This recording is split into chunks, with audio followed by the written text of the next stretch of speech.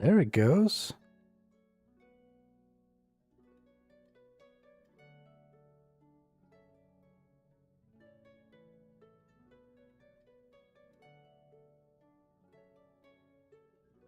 Are we back? I think we're back. All right.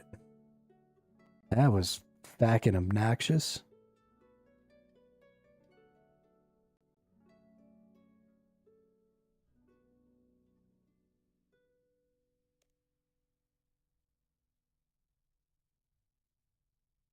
Sorry about that, everyone. I guess everyone left. That makes me sad. But we're going to keep going because we've only been streaming for like 3 hours today. 3.5 hours? Yeah, 3.5 hours. And that's not nearly long enough, especially since we had to leave early yesterday. So we're just going to keep going.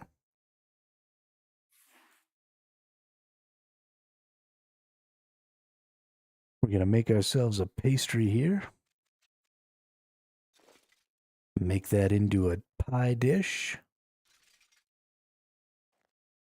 We need to get ourselves some more basic meat. We've got that one bear meat, so that'll probably be all right.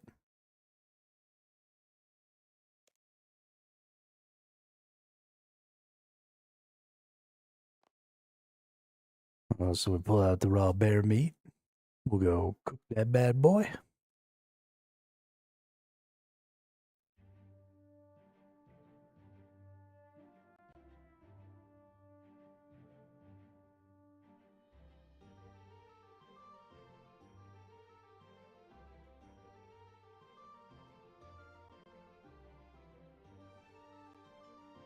All right. Cook us a bear meat. Then use it to make an uncooked pie. And then make us a cooked pie. Don't you burn it. There we go. There we go. Who's the best baker in all the land? Hermit.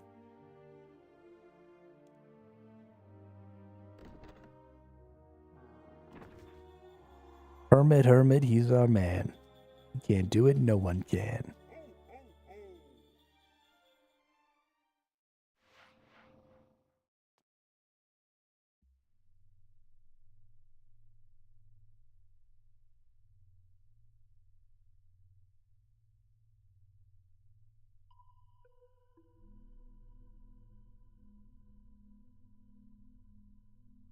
Hello, darkness, my old friend.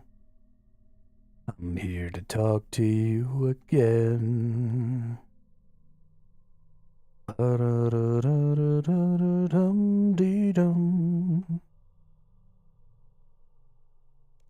Hello, Hermito. Ask about your current task.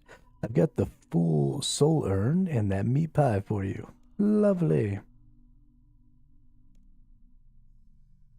Gonna chows down on the meat pie. How was it?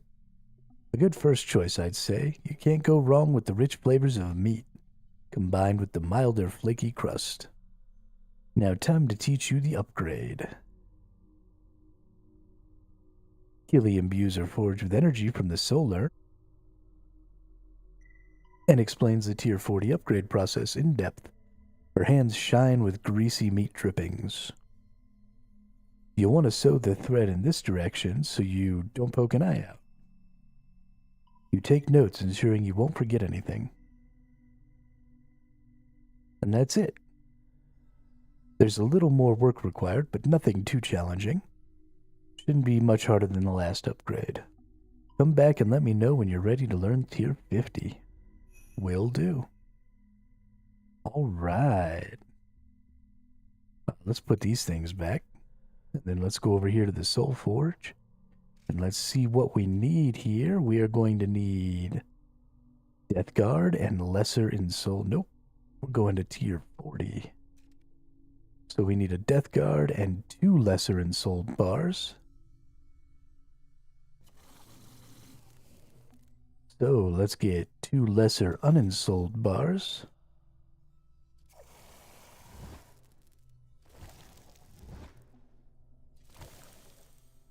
Hey, look at all them papers.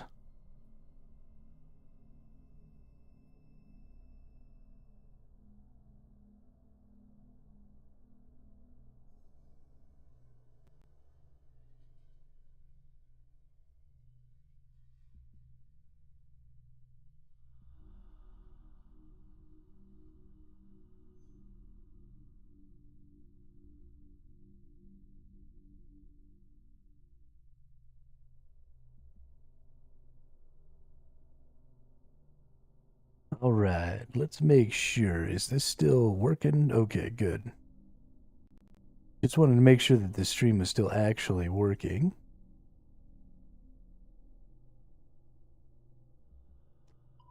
And now let's go and soul some bars. So the big deal here is we're going to do this. We're going to do lesser ensouled bar. We need 2 elemental and 1 change. Select the ritual. So we have 2 elemental, but we don't have the 1 change. But we can just go up here.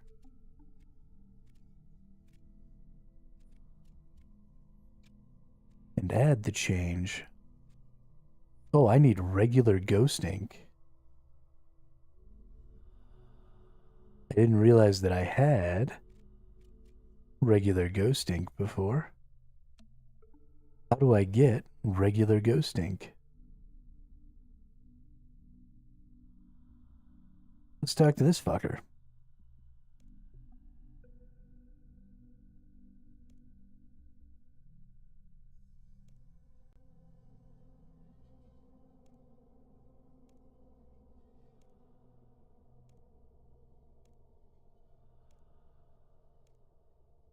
Surely it'll have something to do with this ectoplasm, right? What if I put the ectoplasm in the ink? Nothing happens. Let's take all this. Let's go ahead and just put this in here with these.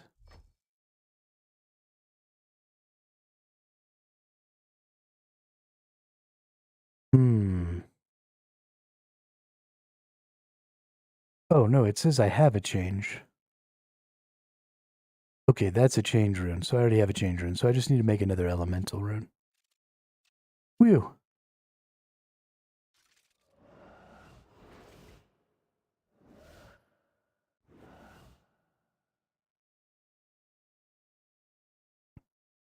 Almost got it all wrong there. Lesser in soul material, 310 necromancy XP. Ooh, that's cool.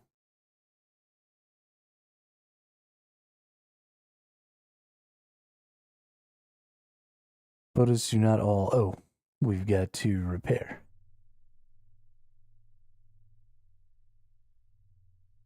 Hey, this is kind of nice. I kind of like it.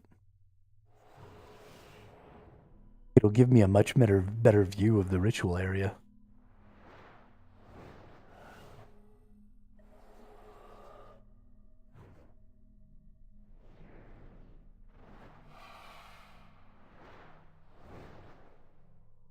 It definitely made it easier to see that we were getting a creature there. They make it easier to see the sparkles and shit too.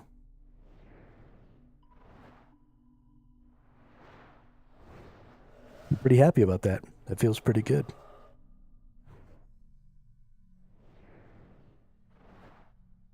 It comes from higher level necroplasm. Okay.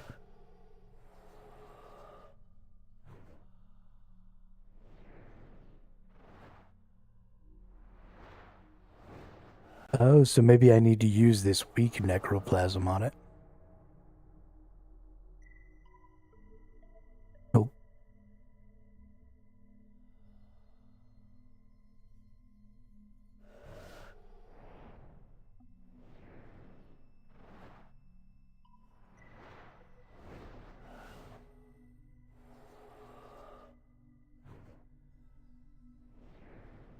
We'll figure it out. At some point, it'll tell me, like, hey, you need to learn how to do this. And then it'll just show me how to do it, so. Since I don't quite need it yet, it probably hasn't gone through the trouble. We did just deplete this change, which likely means that on the next one,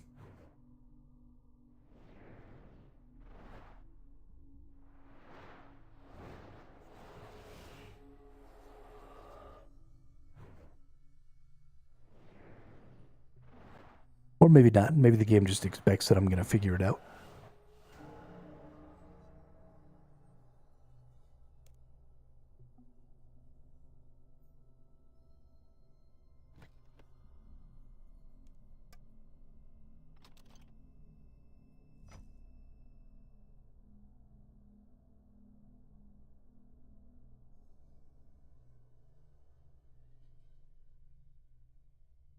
Very, very nice.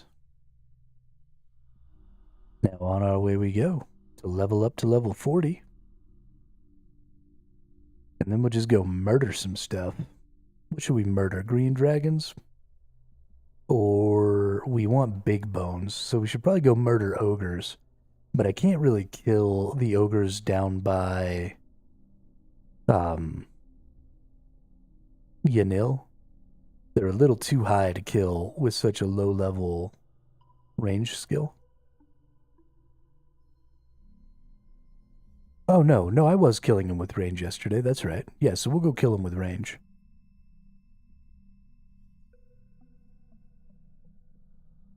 And that'll give us big bones that we can use for commune rituals. Yes, upgrade to level 40. So now that we're upgraded to level 40, this needs to go here. And then we'll go ahead and switch to that one.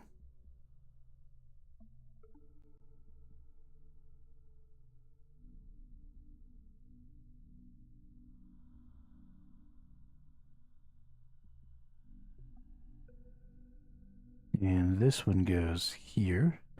And then we switch here. And this goes here. And we switch here. And this goes here. And now, no matter what we switch to, those first four, that QWER, is all the same. So I can just swap in the middle of combat anytime I feel like it.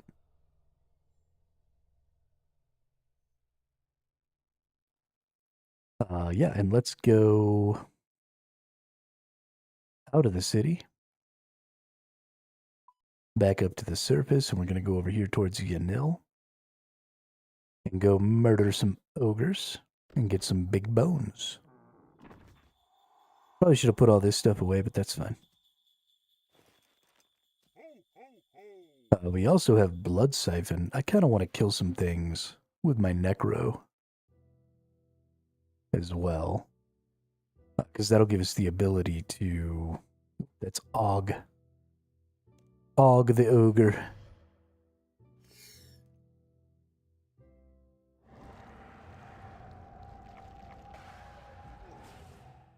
Okay, so we're only getting a 42% hit chance here.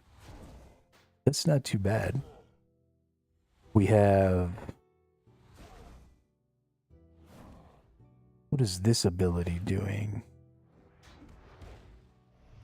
Okay. I don't know how to get necrosis stacks. Generates 4 necrosis stacks. There you go.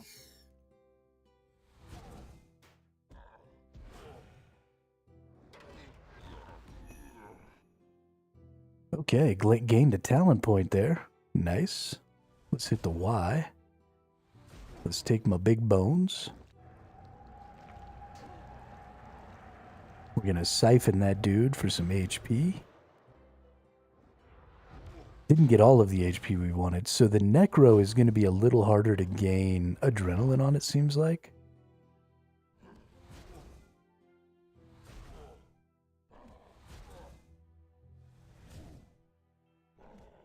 Because this skill consumes a lot of adrenaline compared to a lot of the other skills I've used in the past. But I don't really necessarily need Rejuvenate with the Necro skills because Blood Siphon already heals me.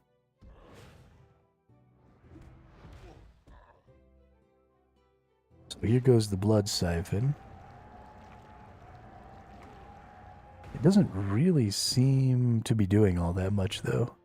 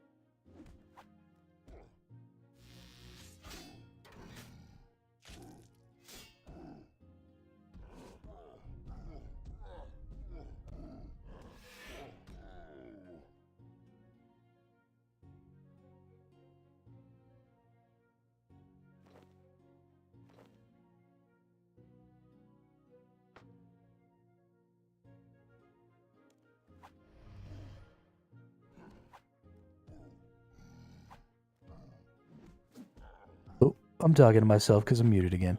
But being able to switch weapons like this is just going to have so much value to me. Because I'm going to be able to just get the most valuable skills, right? Like I've got 50% adrenaline here. So I could just switch here and it's going to instantly use that asphyxiate skill. Because I have the adrenaline and these two are already on cooldown. And that asphyxiate skill is so fudging strong. But it makes it a viable option for everything. And I have a lot of skills like that with a lot of different weapon styles. There are really good DPS threshold skills on basically every weapon. But you can only use them every, 20 seconds. And I just generate, look at all this adrenaline I have. Because I'm just using my ranged. And that's great because it means I get to use rejuvenate here in a minute. And that'll be really helpful for sustaining me. But now that I've got Blood Siphon and I'm starting to look towards getting some life steal stuff from my Necro, that's going to become less and less valuable to me. Because I'm going to be able to have other ways to heal, other ways to sustain.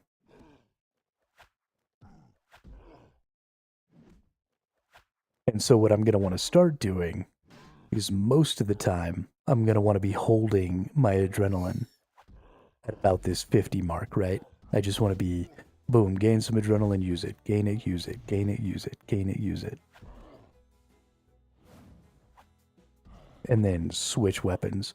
I might not even really use basic skills beyond these defensive skills if I can get my divert working really well.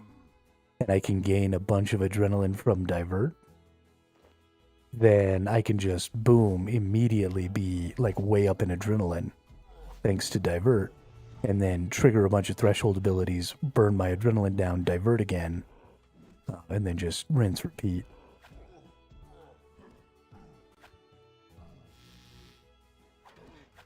But I'm very hopeful.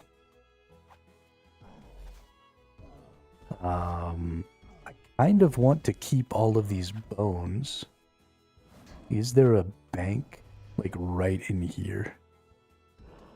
The Yanil bank is way on the other side, but honestly, that's still close enough. I think we'll still go bank all these bones, because I think it's important to keep the bones. For the necromancer stuff, for prayers, for all that.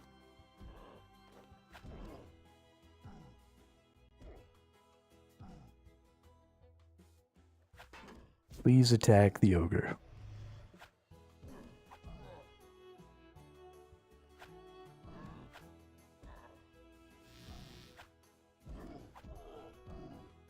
But we've used up, right, everything's on cooldown there now.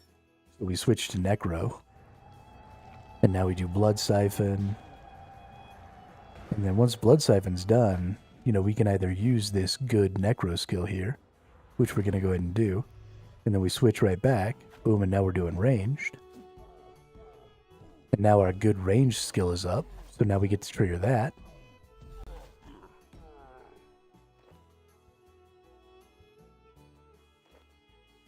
And I don't even have all the really good abilities yet, right? I'm still pretty early days.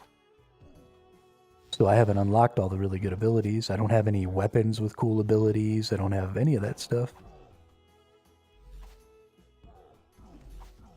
Eventually, this Revo bar is just going to be DPS City on every single different weapon.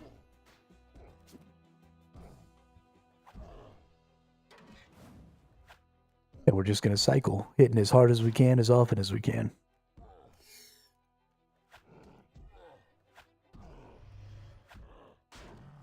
I'm honestly starting to think that maybe I should put this up front. Nope. Should maybe put this up front. Because that extra damage is one of the more important things. But I don't really know. We'll see. There's going to be a lot of tweaking. So because the only thing that you can do to adjust this Revo bar is adjust the order of importance, and then everything just happens on cooldown, right? And so because we don't have anything like, I can't tell this rejuvenate to only trigger if we have 60% hit points or less, which if I could would be massive. I can't tell this dead shot ability to only trigger if the enemy has a certain debuff or something like that. I can't tell, you know, there's not a lot of stuff you can do to tell. Oh, whoops. We'll just use those big bones for some prayer XP, I guess. And we'll use these ones because we're about to get another big bone here.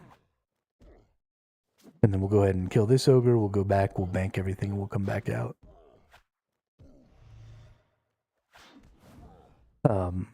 But if there was a way to control a little more what the criteria were for using some of these skills, it would be insanely good.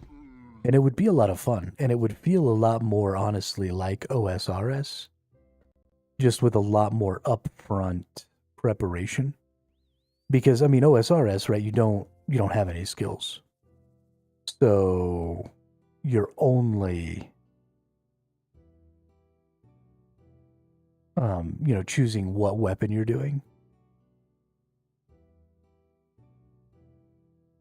Oh my gosh, this bank is so far away. But you're only choosing what weapon you're doing, and then you're just kind of watching the fight happen. Obviously, there's prayers, and there's a bunch of other stuff that you have to do, but all those things exist in this game as well. And so if you...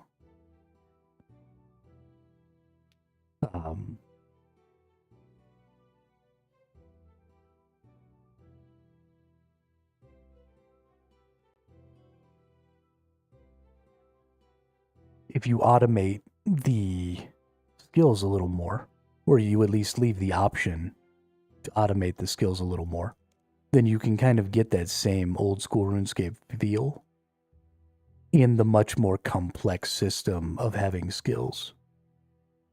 And I think that'd be really fun. And it would really increase the deck building.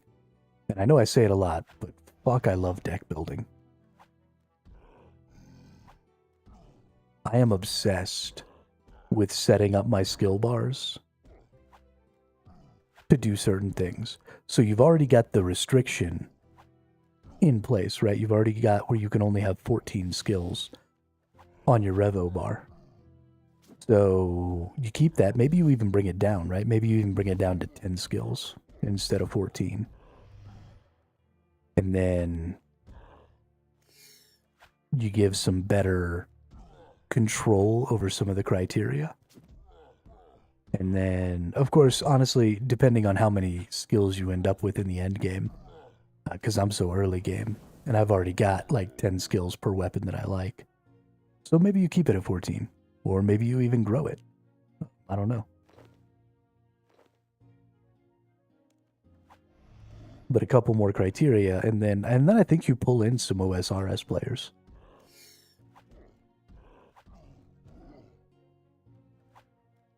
Let's see what some of these do. I haven't really been casting my spells here.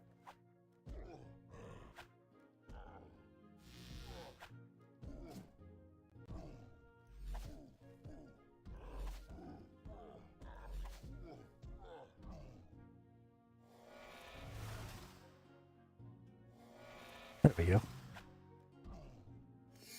So now he should hit me less, do less damage.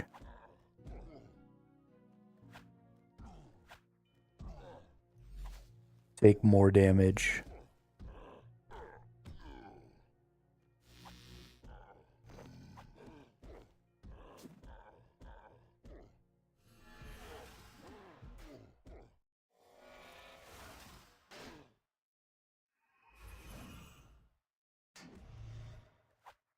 Another really good way, and that just uses up, you know, my chaos, my body, and my mind runes.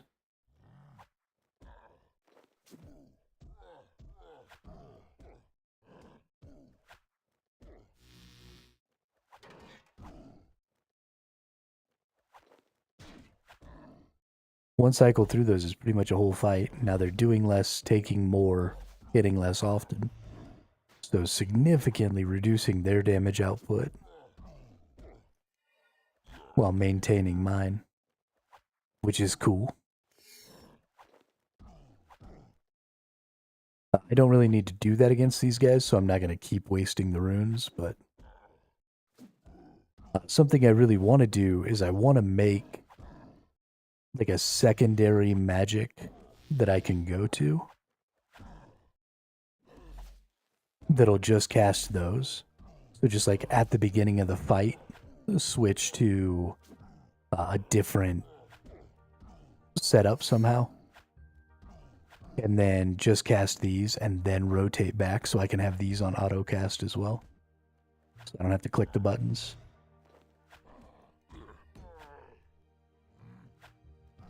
Because one button is better than 3 buttons, and I'm obsessed with the Revo bar.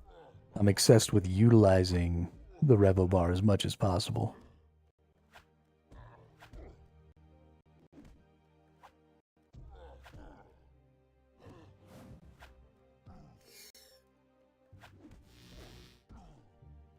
I would have these up here, like in this bar, and I would just let this cast, right, whenever it wanted to. Because it's got its 2-second cooldown or whatever. Can these even be casted as part of the Revo bar? Let's find out.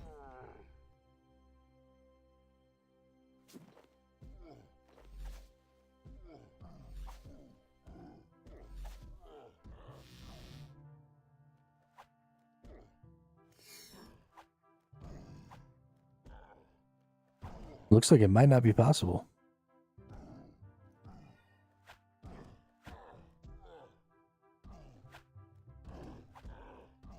Okay, well that's interesting. So these are always going to have to be skills that I cast on my own. They're just kind of what we're going to be casting at the beginning of fights. That's just kind of how that'll work.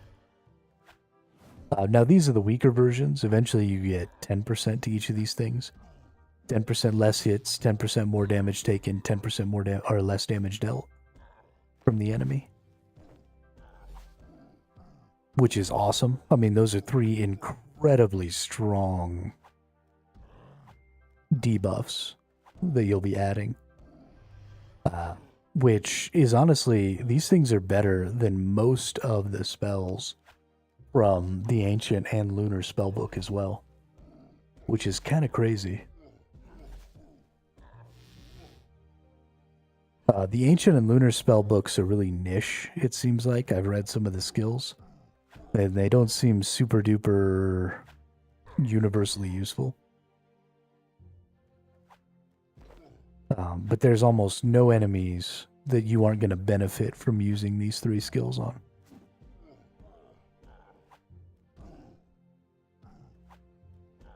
Which is dope.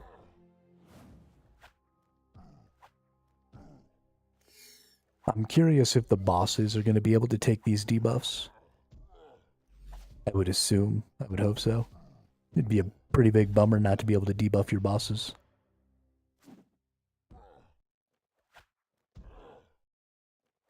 Hey, we only need 752 more XP there. We're already almost back up to level 41 here. We're going to be done with the leveling part of this day pretty fucking soon.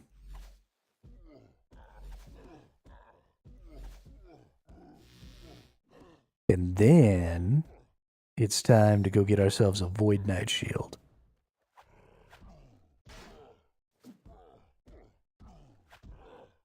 That's going to be a hell of a lot of fun.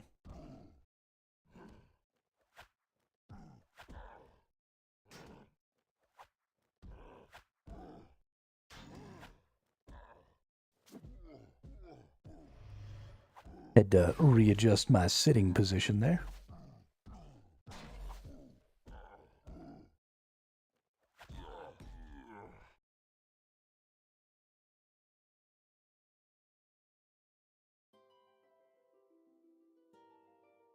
Being an old fat guy definitely has its downsides.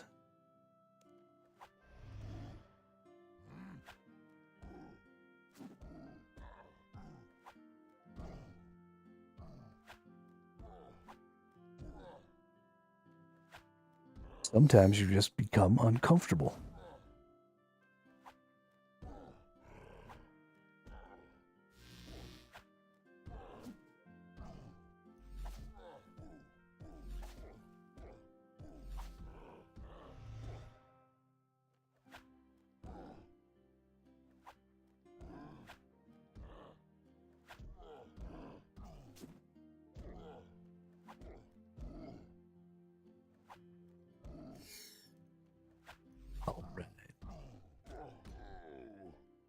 How many more of these nerds do I gotta kill? One more?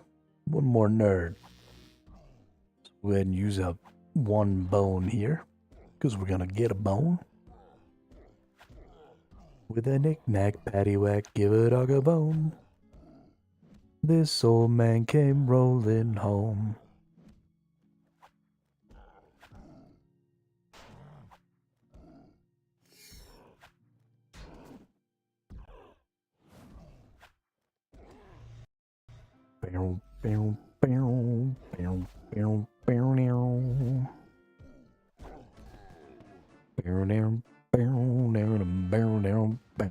Yeah. Level 42 range. We can now use void equipment. We can now use the Void Knight mace, which is a magical mace. Which we might equip as part of the void, or for our magic weapon. I don't think it's going to be better than our mystic, but we'll look at it. And we shall see. Actually, we can kind of look at it right now, can't we? Let's go ahead and switch to our magic. Okay, it is not bad. It attacks faster, 668. Oh, no, it doesn't. It attacks the same speed. Yeah, no, so we definitely don't want the void mace. That's gross. Gross.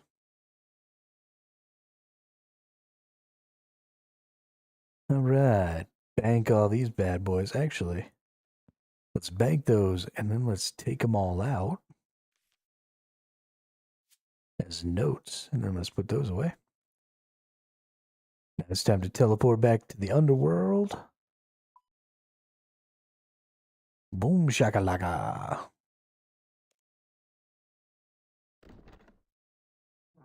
Couple more levels here. We have 20 big bones. We get 200 XP, so that's 4K XP. So as long as this doesn't take 4,000 XP.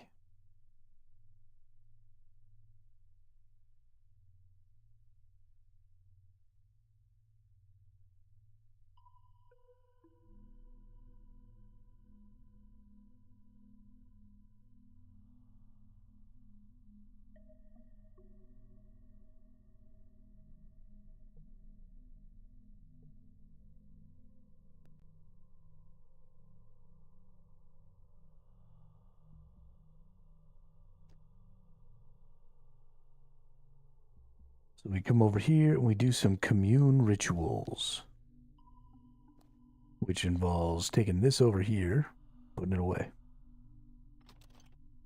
All these go in there. Perfect.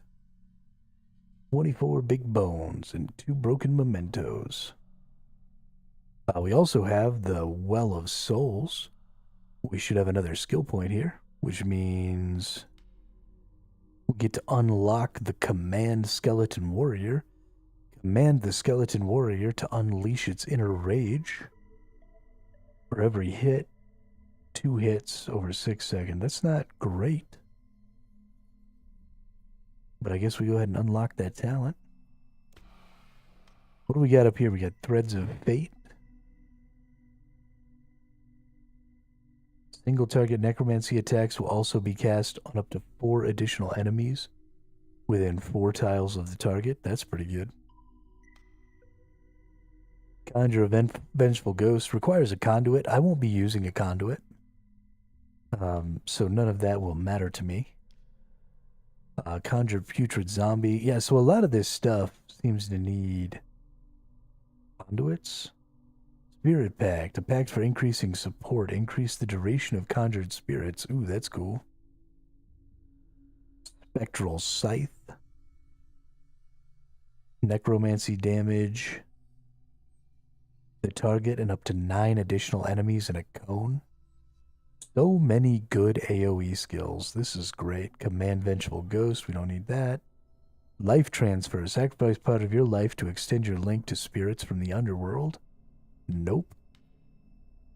Don't need Phantom Guardian. Spectral Scythe. So an upgrade to the Spectral Scythe ability that does significantly more damage. Holy shit. 25 additional enemies. On hit, 25% chance to generate 1 residual soul stack. Greater Bone Shield. Shroud yourself in darkness. Applies darkness to self. What does darkness do? Aspect of evasion. So I'll probably be using this one. This is a really good defensive aspect, it seems like. Another upgrade to Spectral Scythe. This is such a good ability. Holy cow.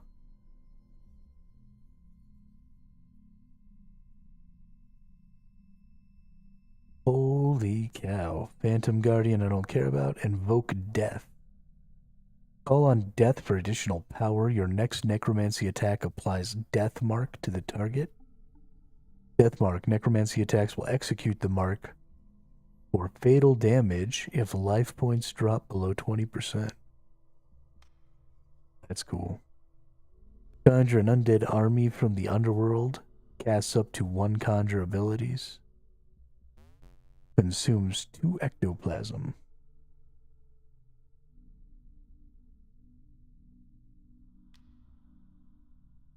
And Spirit Split Soul. Unleash a dark power within.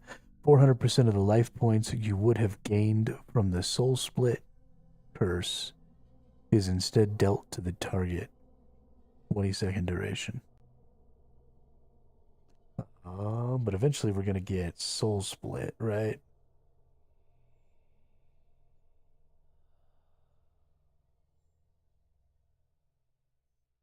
What is the Soul Split? Must be in here.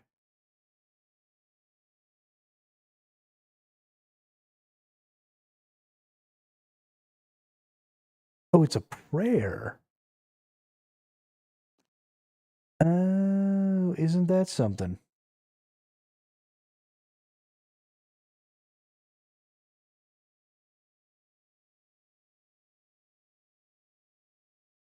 My prayers are so sad.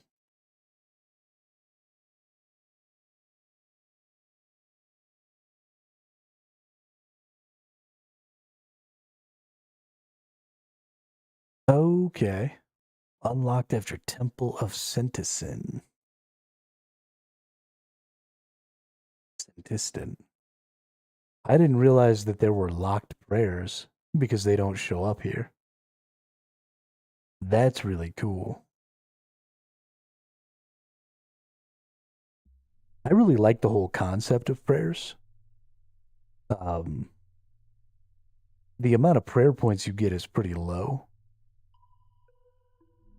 Ancient prayers. Okay.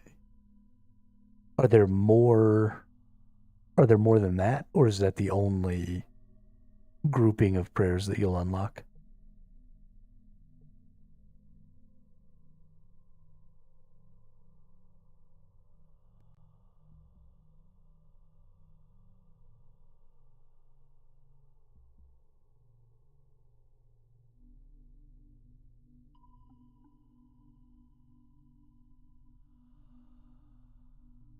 Just regular and curses. Okay. Dope.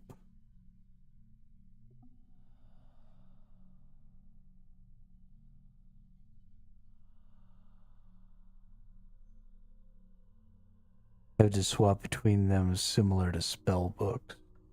Oh, okay. So you can't use both prayers and curses. You have to pick one.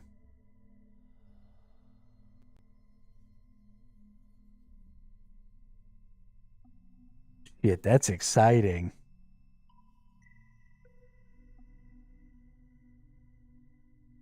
That's real exciting.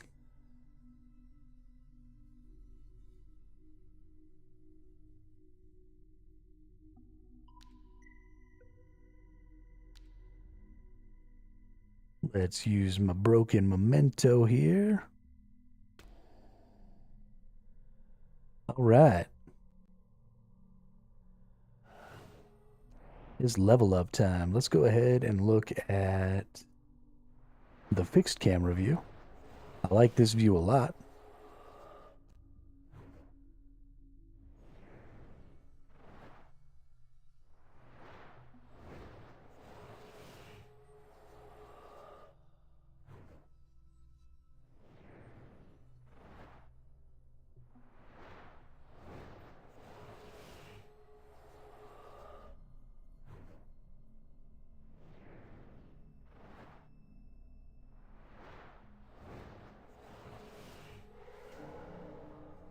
Whoops.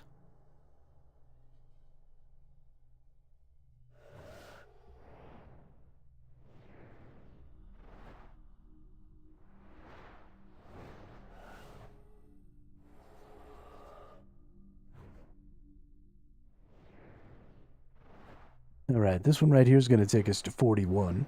And then we should have enough of everything we need to get us all the way up to 42.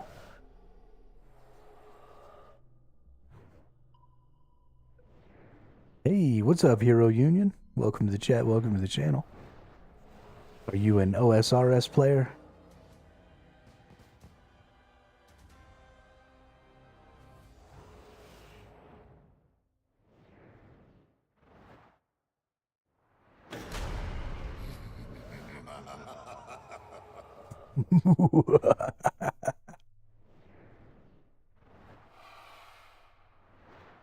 OSRS, yeah. Yeah, see, over here in RuneScape 3, we've got, like, bushes and shit. Little pebbles and... Oh, I missed the Wandering Ghost. Too busy talking shit. Womp, womp. It's all your fault, hero. All your fault. You had to come in here talking about OSRS. Get me all sidetracked talking smack. I missed my wandering spirit.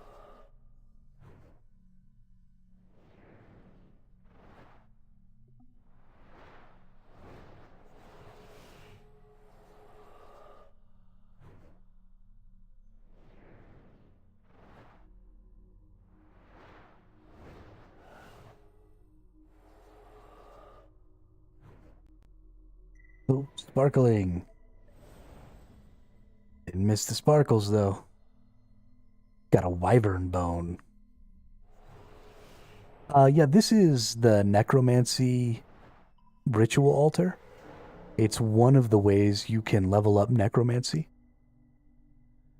So there's commune rituals and stuff like that, as well as rituals that allow you to upgrade your weapon, because you use the same weapon for necromancy, this death guard, and you just upgrade it over and over and over again every 10 levels.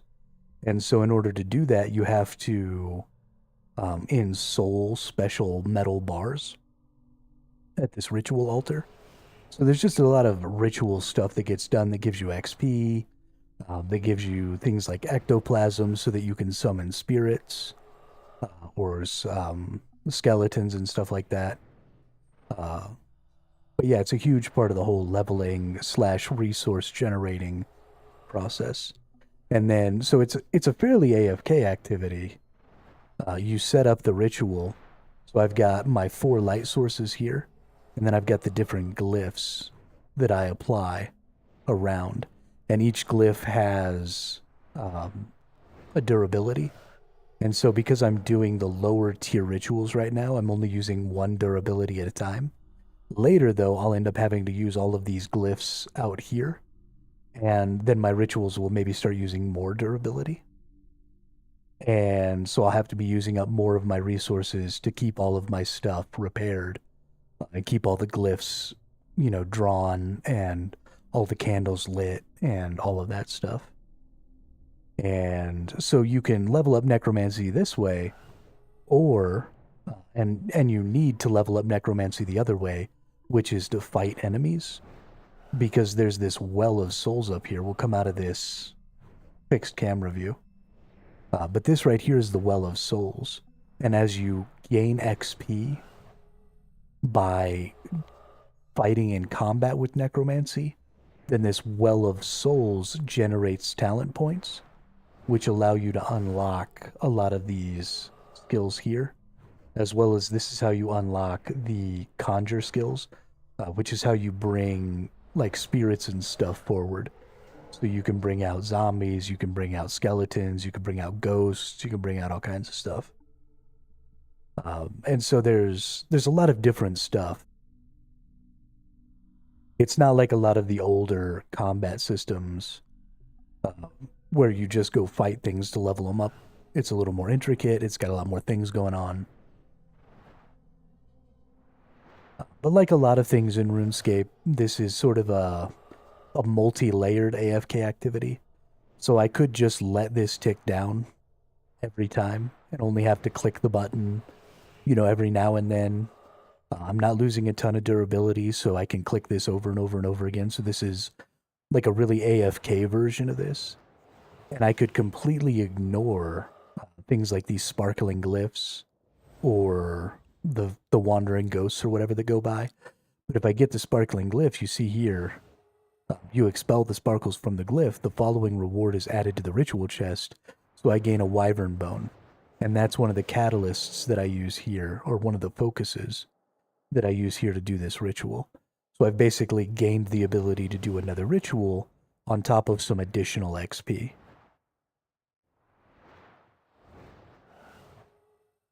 So it's just a really good system for letting you kind of choose, like, how involved do I want to be? Which is, very common in RuneScape. Most of the skilling systems in RuneScape kind of follow that same pattern, so. But I really like it. It's cool. I'm really interested to see how intricate the rituals get in the end game. There's definitely a pattern in here somewhere where, for example, RS3 is so complicated and new. Yeah, I guess if you compare it to OSRS, it sure is.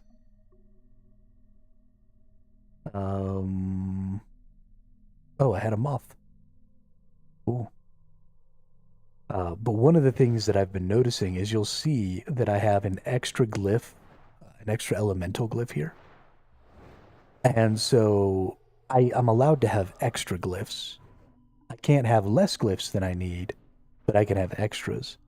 And so I bet you there's an interesting setup in the future where I'm going to be able to put like some combinations of glyphs on these other glyph locations out here. And hopefully in the future, I will be able to sort of set it up so that I can do a bunch of different rituals sort of back to back to back. I think that will be really cool. Or just have it set up so every time I want to do a ritual, it's kind of already set up. I'm sure there's like an optimum. I really want to explore that.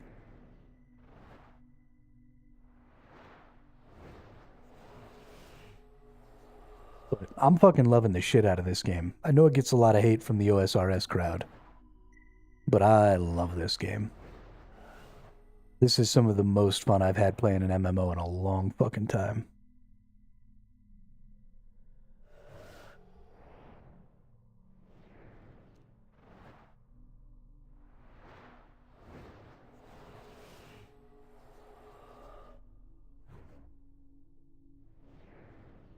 And it looks like I am going to have enough big bones to get all the way to level 42. And that'll be the last bit of leveling we need to do. I do like the graphics, I will say that. But the graphics are really nice. And I even have, this is on low right now. I don't think the graphics, I don't think the graphics change all that much as you go up to higher tiers. Um, but I mean, this is as much as I need. I think the graphics for OSRS are a little too old for me. Um, I like a little detail. I like a little something. But this is more than enough. I mean, your character model looks so good. I don't mind that there's no texture, right, on these clothing. That doesn't really bother me. Like, I know that this is probably supposed to be textured. This is supposed to be, something kind of special. There's quite a bit of texture up here on the top, but I don't necessarily need all that texture and stuff, right? I can live without. I can live with just, things that look airbrushed on or whatever. I don't need super details. Certainly, I don't need like New World or something like that. I can totally work within this system here. This is great. It looks fantastic to me.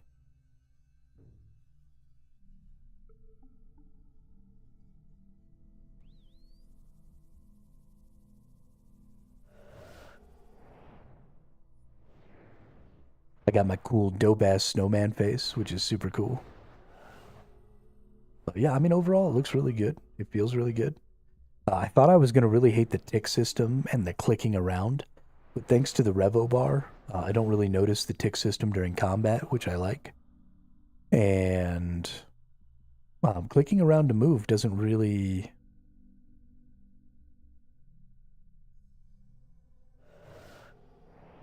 feel like it has an impact on my day at all. So I like it. It's good. The quest lines in this game, I mean, a lot of the quest lines are the same as OSRS, so this goes for OSRS as well. But the quest lines are really good. I've really enjoyed reading those and not just skipping through them like I normally do in MMOs.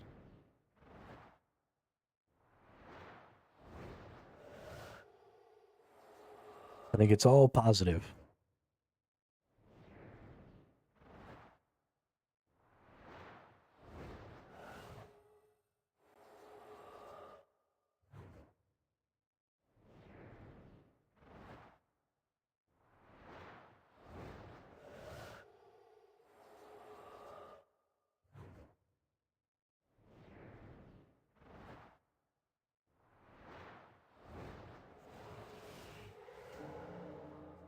Variety and choices. That's what I need in my life.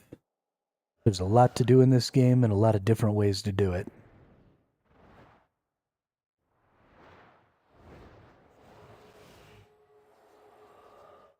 And that makes me happy.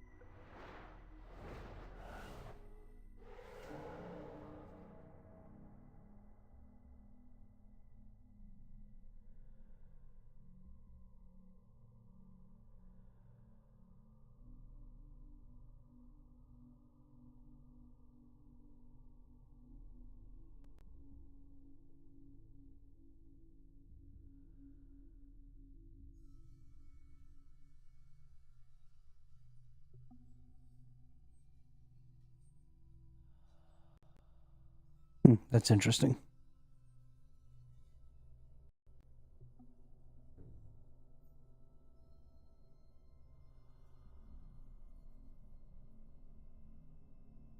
All right. 3 more. This one and 2 more after it. Unless I get a spirit or something. If I get a spirit or something, then I will be able to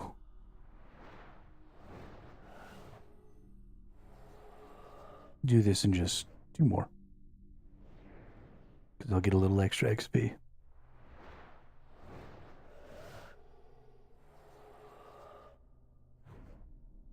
I haven't been paying very close attention. I probably missed a spirit or 2.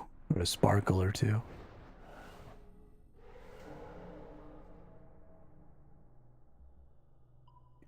So I probably should already be there. Where it'd be all good. But whatever. That's fine. I don't mind. I hope you don't mind. I hope you don't mind. That I put down in words how wonderful life is when you're in the world. I hope you don't mind, I hope you don't mind.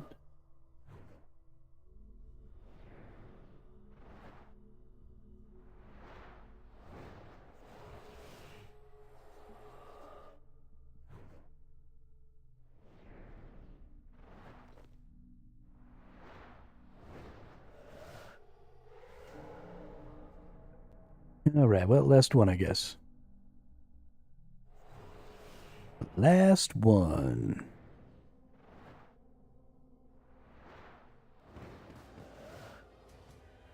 A whole lot of people playing today. Good deal. We are now at level 42. Level 42 is the important level to be able to use the void. Will die, and it will be your fault. It still gets me every time. 42 levels in. Still gets me every time. Really? Just a regular bone? What an asshole.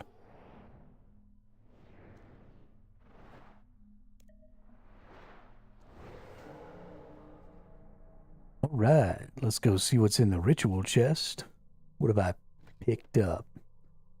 We got plenty of ectoplasms, some wyvern bones. Put all these bone things in here. Nice. Then we need to go find ourselves a chest. Well, we'll find ourselves a chest as we go here. So we need to go to Port Sarum. And from Port Sarum, we can get down to where the Void people are at. And so I need to figure out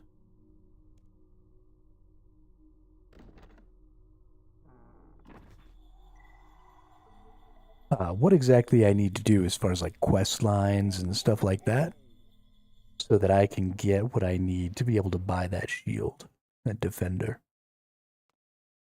Because I want my father mucking shield. If I'm being honest, I really hope that the Void place has a bank. Let's go check before we drag our asses down there. Alright, they do have a bank. Nice.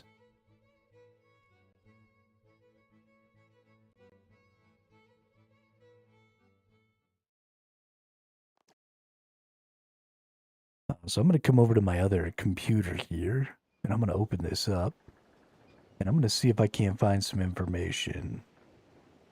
Void Knight RS3. Because I think there's like a whole quest line that I need to sort of do.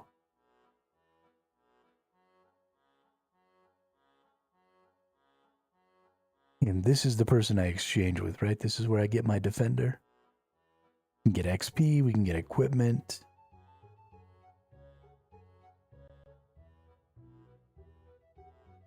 Yeah, deflector, there we go. There we go.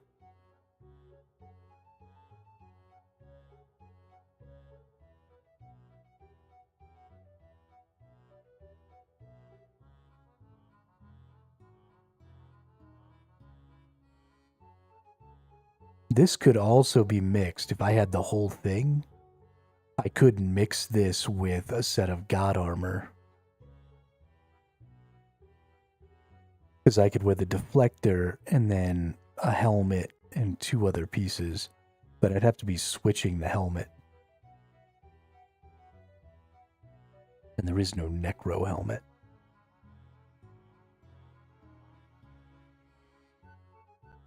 So that probably isn't going to be something that I'm going to do, but we need, for the deflector, we need 150 commendations. And then for the seal, which is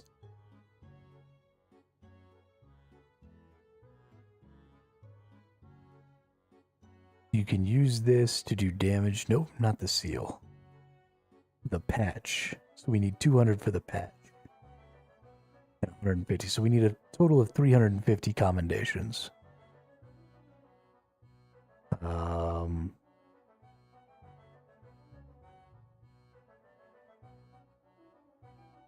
But I don't know how to start this quest line, so let's see. The Void Knights are an order of knights loyal to Gothics. They oversee pest control and conquer minigames. History, the outpost.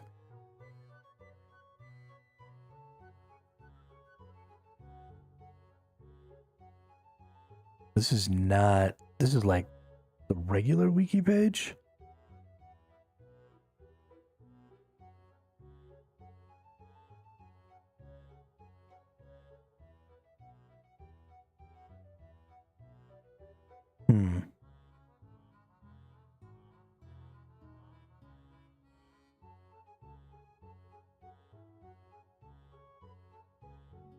Do I not actually need to do any of the quests?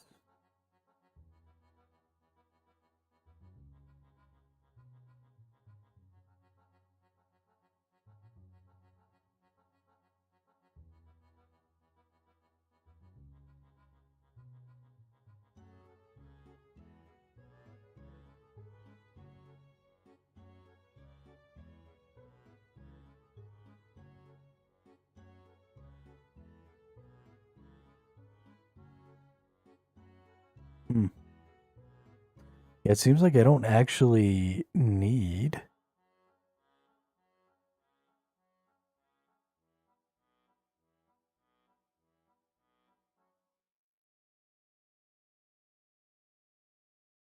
To worry about doing the quests.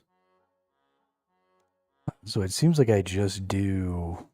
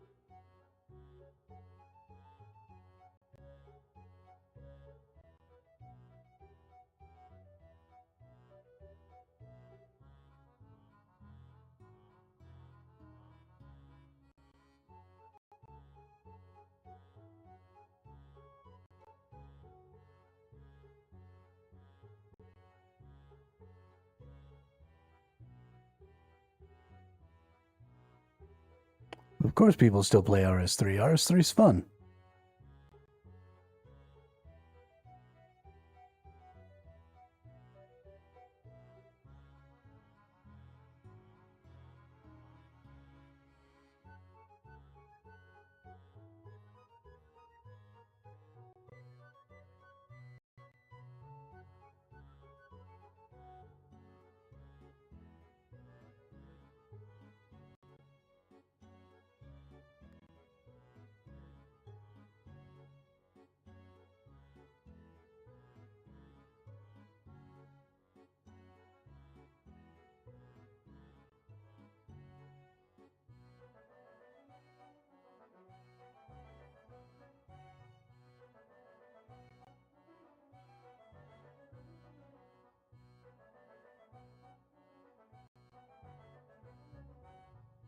it's like the most fun. I am running into a problem, and that is that I don't think people do these mini games over here. So I might end up having trouble trying to get this shield. But I want it.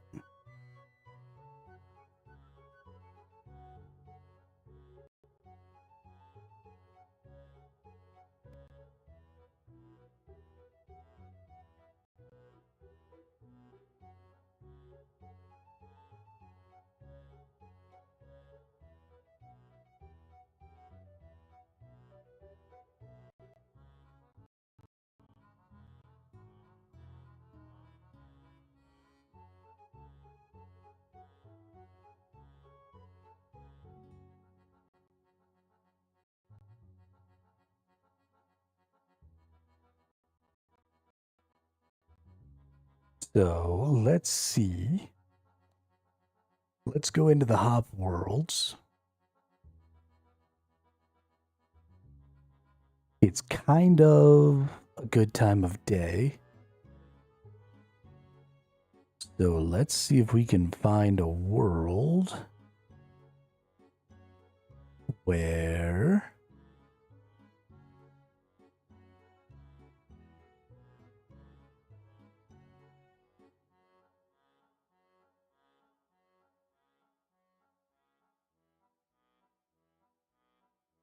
it is for doing these mini games.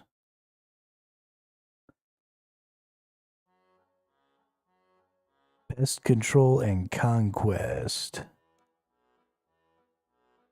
Let's see if there's anybody in the old pest control and conquest minigame world doing some pest control and or conquest.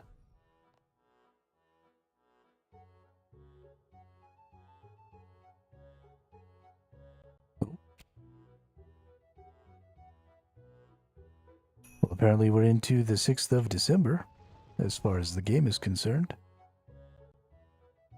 Dope. 400 wrapping paper? Nice.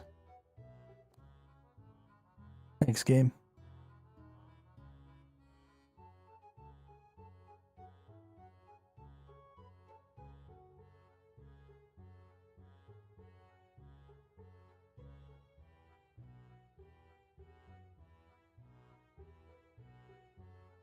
Pretty sure this requires a minimum number of players join.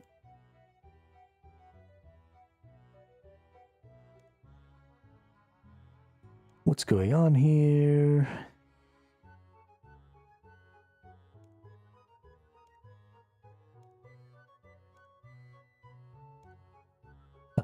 We send each lander out every 3 minutes. However, we need at least 5 volunteers, or it's a suicide mission.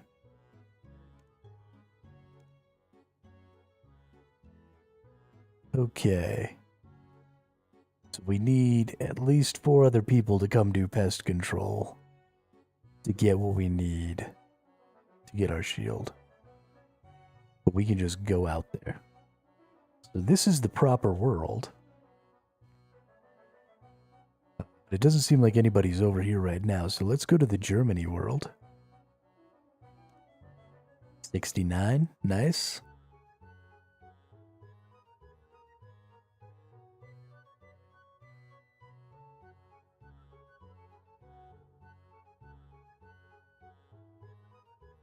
And it doesn't look like there's anybody over here either.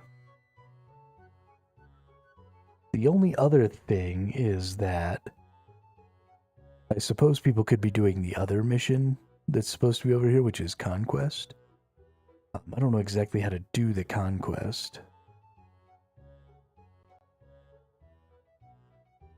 I think this might be... No, this is Shattered Worlds. And this is a completely different...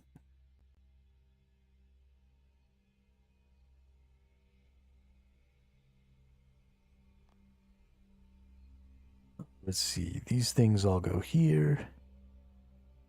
And this goes here. Collect.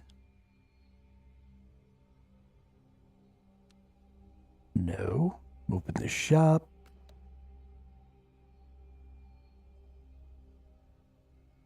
These are for anima. Okay.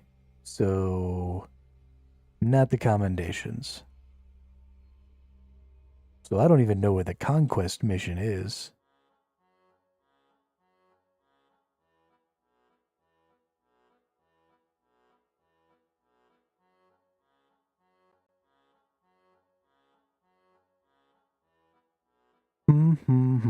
But it doesn't look like anybody does pest control. So I need to be able to do conquest. So I need to go over here. I need to go back into my wiki. And I need to look at RS3 conquest. Members only minigame released as an addition to the Void Knight's quest series. Like pest control, the other minigame playable in the Void Knight's outpost, the only requirement for conquest is level 55 combat. It is a safe minigame in which players cannot die. It awards commendation in higher quantities than pest control. The games may take longer, and there is no time limit per game. Conquest is turn-based player versus player tactical war game. The initial premise is similar to the real-world game chess. Okay. Where do I go? Conquest is located in the Void Knight's outpost, which is right up here.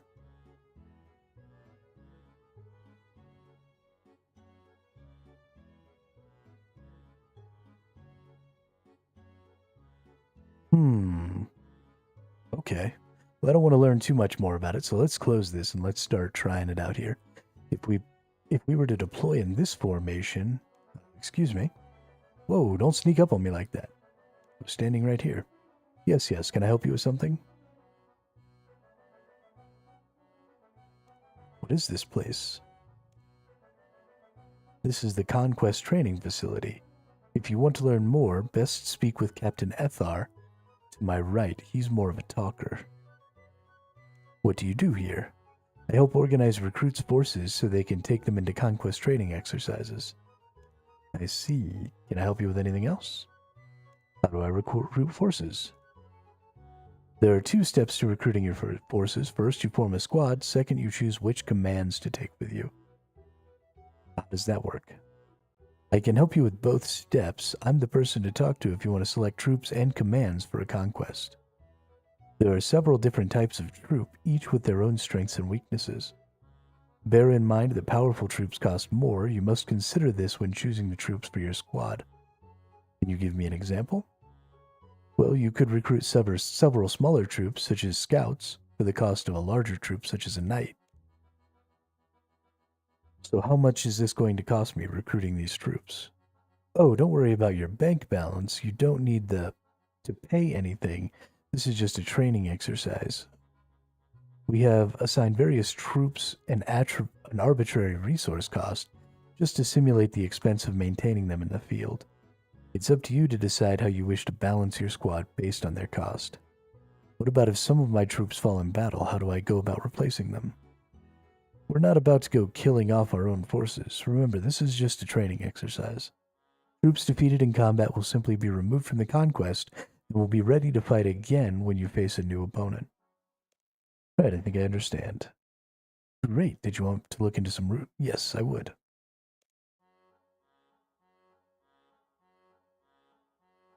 Hey, what's up, zombie ninja? They're not really terribly difficult. They only take a couple of minutes. Well, one of them was kind of long. But if you don't get lost like I did, they only take a little while. You can get them done within, I don't know, 45 minutes to an hour probably. Here, take a look. All right, we've got scouts. Movement 6, damage 100, health 100, range 1, cost 25. What do I have? Oh, shit.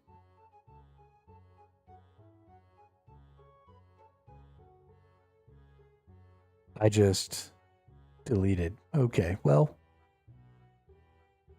Cost is 25, cost is 50. So to get to 800, 1, 2, 3, 4, 5, 6, 7, 8, 9, 10. So it's an average of 80 per slot. Because of Group Iron Man, I tend to stay away from that area, so I forgot about them. Gotta get that shit done. So we average 80. So these three right here, Scout, Foot Soldier, and Halberdiers, are net save on points. And then you have Archers, Mages, Knights, and Champions,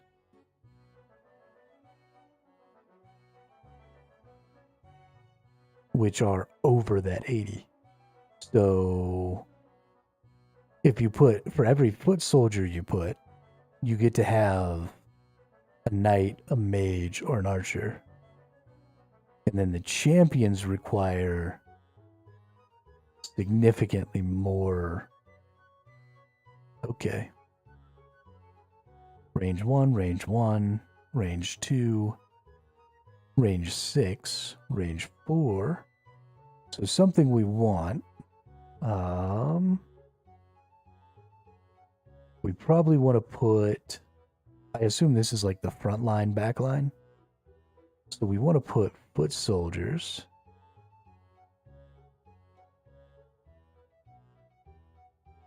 Sort of across the front here with a champion, maybe? Let's see, so I have to say 30, 60, 90, 120. So if I put a champion, I've got 400 left, which gives me Archer, Archer, Archer, Archer. And then we might actually just go with no troop there.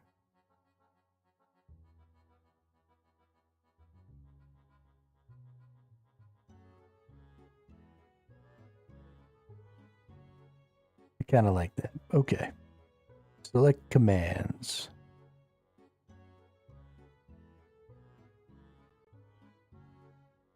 A target troop you control gains plus 200 damage and plus 200 health until the start of your next turn.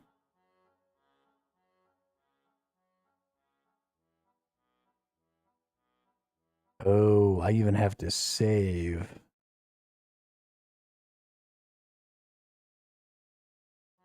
For commands. Okay.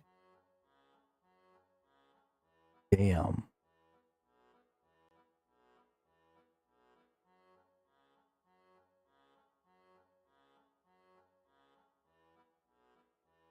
So what if we put Halberdiers in the back line? That would give us the chance to go all the way. And then we'll turn these into scouts, these secondary. So the champion should take the brunt. We've got 2 range halberdiers who can attack from behind my front line. That gives us 125 resources for commands. So we're likely going to have to go with no command on one of these. And then look into, preferably, target troop you control gains plus 200 damage, plus 200 health until the next turn.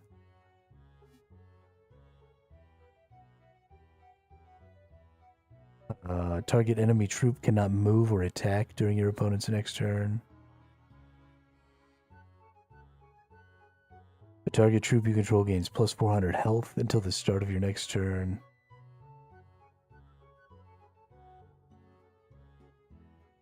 The target troop you control has its health completely restored. So I think I probably want a regenerate. I might just straight up bring regenerate and only regenerate. If we could save ourselves another 25, all damage dealt to target troop you control is reduced to 100 for the start of your next turn. The target troop you control strikes first.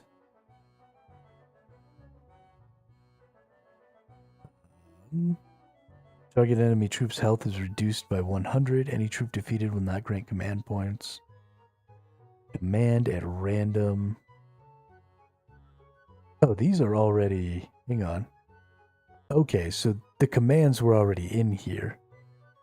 So I didn't actually have to worry about that. Hold up. So regenerate...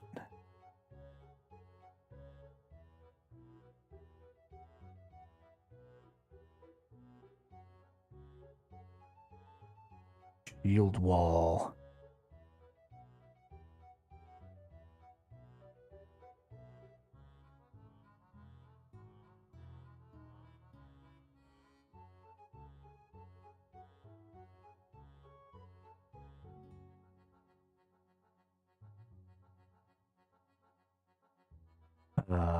Battle cry. Chastise? Yeah. There we go.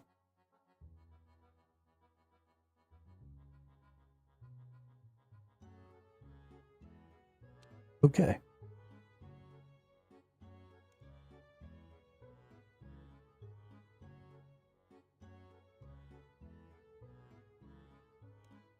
like to spend some of my commendations. Oh, I can buy the stuff from him. Nice. Okay, so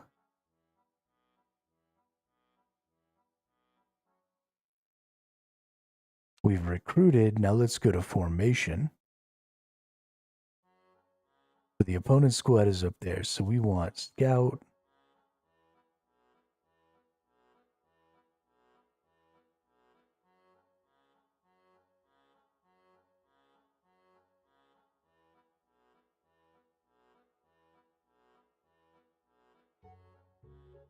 So a couple of scouts out here like this. Let's even move over a little here. And then we want our champion in the middle. And then we want to line up our halberdiers behind.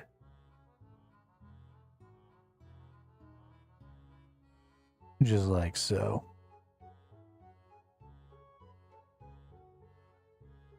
The other option is to maybe even move the groups of scouts and halberdiers, or move a group of scout and halberdiers on either side out.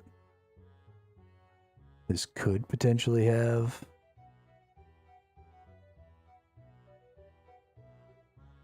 like a positive impact, depending on how things are set up and how the attacks and stuff work. These guys might like be able to move out like that. I kind of like this. So we're going to accept that formation.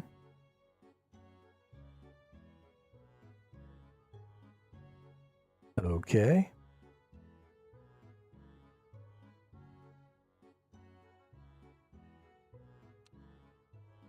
So then how do I play?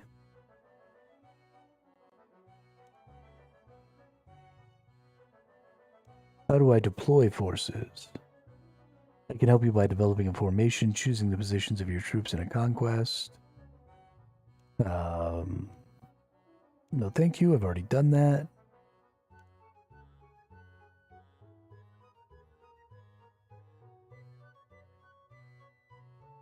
Oh, let's go down the stairs. Maybe it's down here. Aha!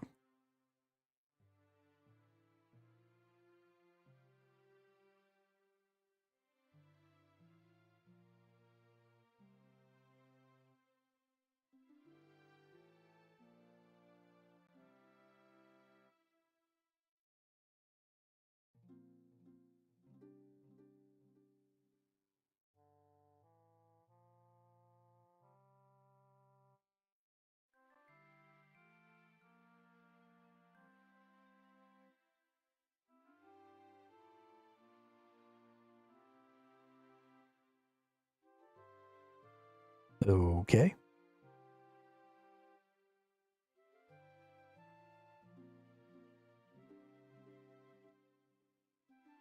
I don't really understand.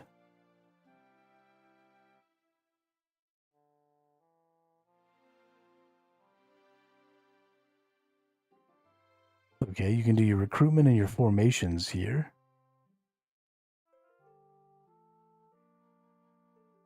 Minigame spotlight podium.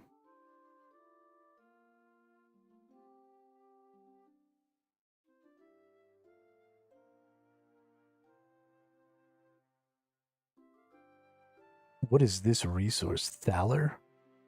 So I don't even necessarily have to do this game.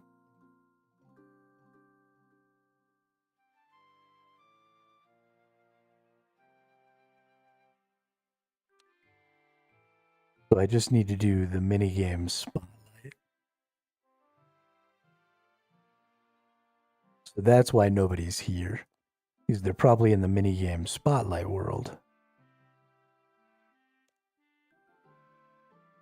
Playing whatever Thaler game they can play.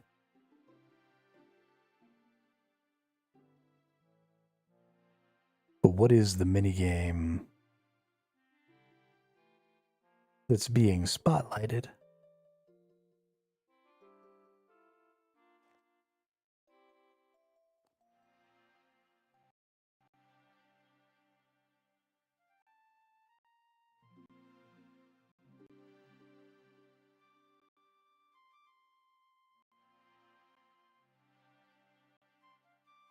I am fairly confused.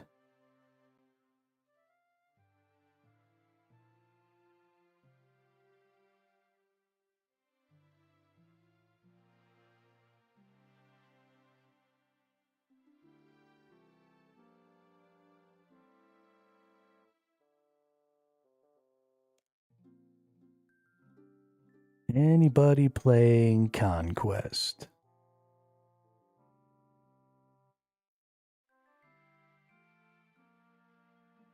It does not appear so.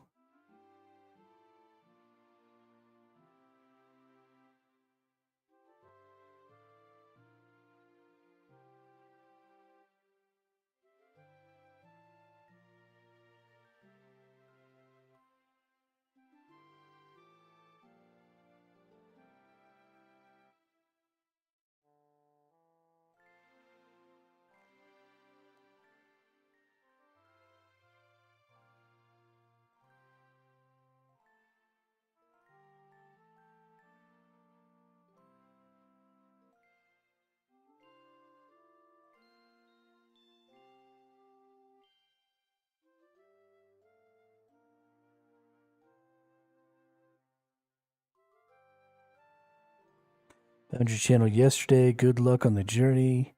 RS3 is so much fun, and the in-game PVM is so much fun. Hey, thanks there, Untamed Gorilla. Also, I love your name. Untamed Gorilla is hilarious. Yeah, I'm having a super good time. I'm having a little trouble right now. I'm trying to do some conquest or some pest control or something because I want to get the Void Knight shield. But I'm having a little trouble because it doesn't seem like anybody plays those mini games. So I think I need to do whatever the minigame spotlight is.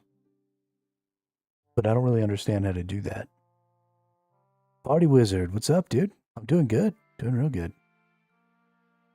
Having a lot of fun with some freaking stuff here. Was ranked 27 in the world in Conquest. Nice. Well, why don't you come on down here so I can kick your ass real quick?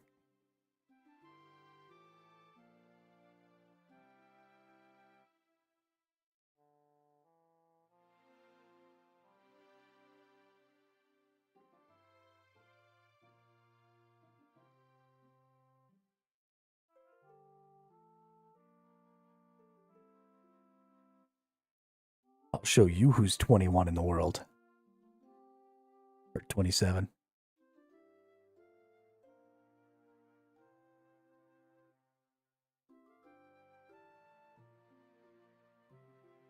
Oh, yeah? Nice. It seems like a really interesting game.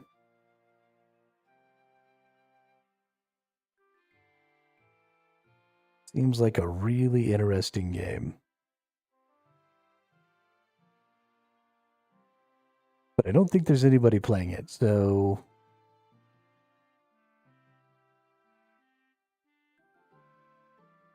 One big guy and max rogues.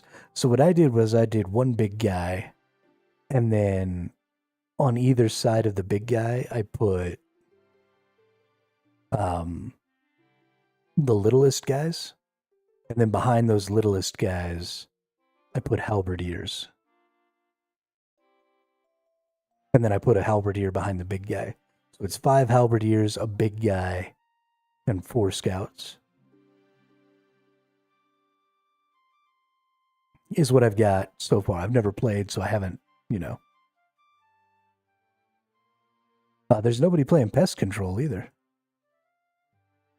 I'm on the pest control world.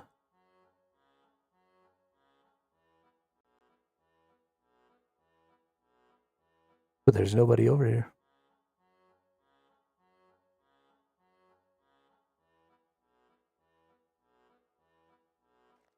I think I'm on the pest control world right now. Yeah. Yeah, nobody was here yesterday either.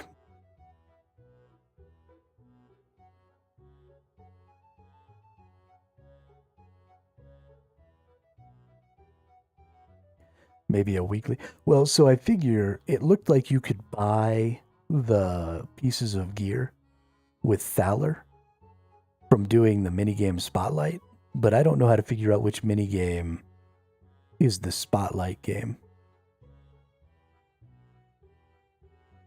to go gain the Thaler. At least I think that's how the Thaler works.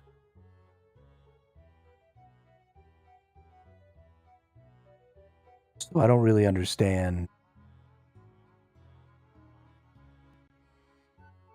I guess I just don't understand how some of these worlds work. Because, you know, I just started.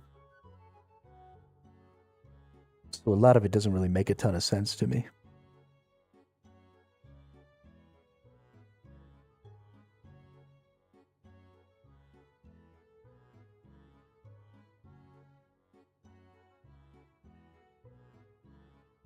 Played it for over 20 years, and I don't know what Spotlight is. Oh, okay, cool. Dope. That gives me hope that I'll figure it out, right? No, it doesn't.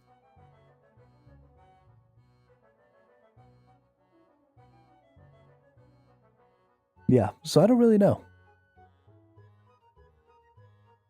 Pest control is power creeped out, so no one goes there.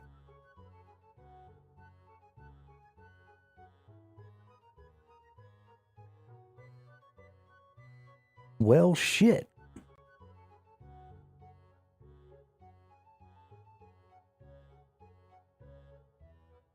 People still need some stuff on Iron Man, so they do pest control events like weekly. Okay, so I just need to know or figure out when that happens.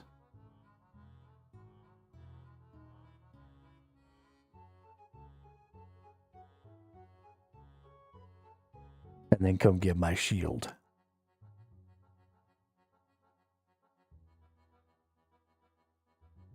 I want to get the defender.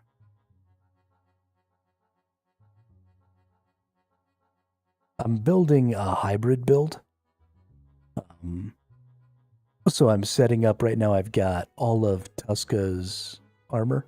Eventually, this will be switched for Saradominus and then Kliske's. And I'm wearing some hybrid jewelry here. And so I'm running around. I want to get a better shield than the dragon shield. And then I'm just running around with every weapon. And I've got different revo bars on each weapon. Because when you switch, it automatically switches your revo bar. So instead of only having access to 14 automatic abilities, I'll be able to get access to 56 automatic abilities, which I find hilarious.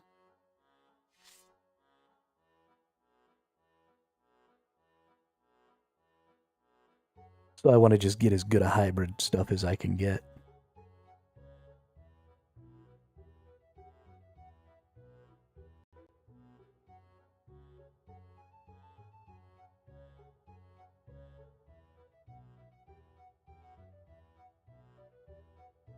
Oh, well, thank you, Untamed. I appreciate that. Yeah, it's been a lot of fun. Been a lot of fun. There's such cool stuff. If there was just a little more that you could do with setting up conditions for when these things would trigger, then the Revo Bar system would be the craziest deck building system ever. I would love it so much.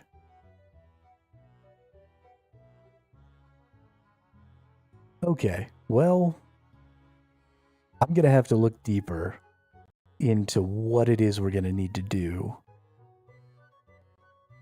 to make that possible.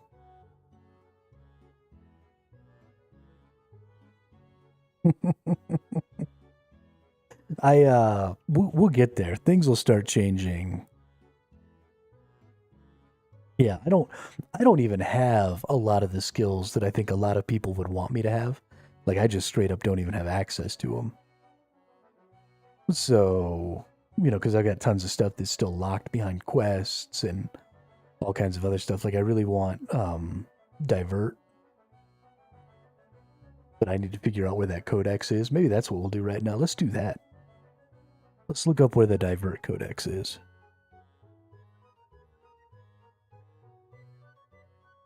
Divert codex RS3.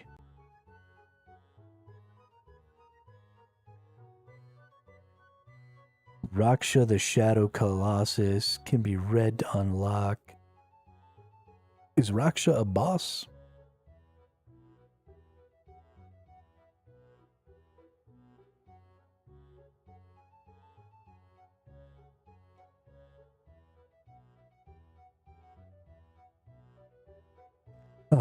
We need to go here.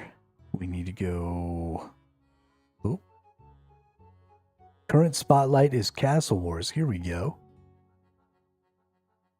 Can earn Thaler at a 500% rate.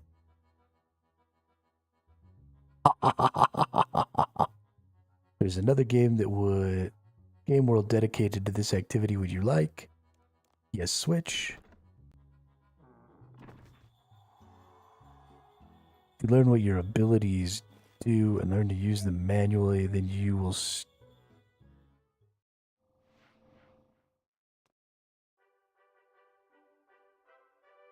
Yeah, so one of my big things, Untamed, is specifically I want to manual cast as little as possible. A lot of people have talked about how much more you can do with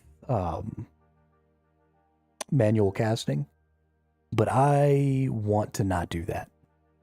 Specifically, I want to avoid it, even if it's a detriment to my DPS and stuff, because I think it'll be super fun to use the autocast. So I am trying to make that as much of a thing as possible. Okay, where the fudge is Castle Wars?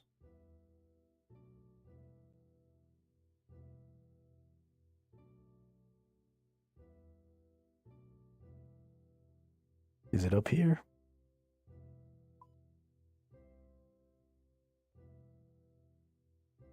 Is it in the fight arena? Is that... No people who do endgame bossing with me at a must to Kerpa card mode solo who autocast only? Sweet. Knowing that it's possible makes me even happier. The other thing that I'm going to do is I'm going to do it with hybrid gear.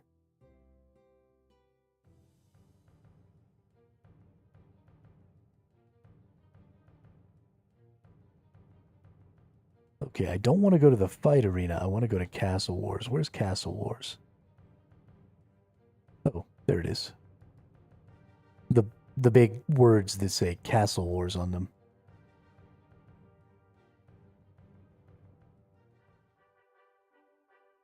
In case y'all were curious.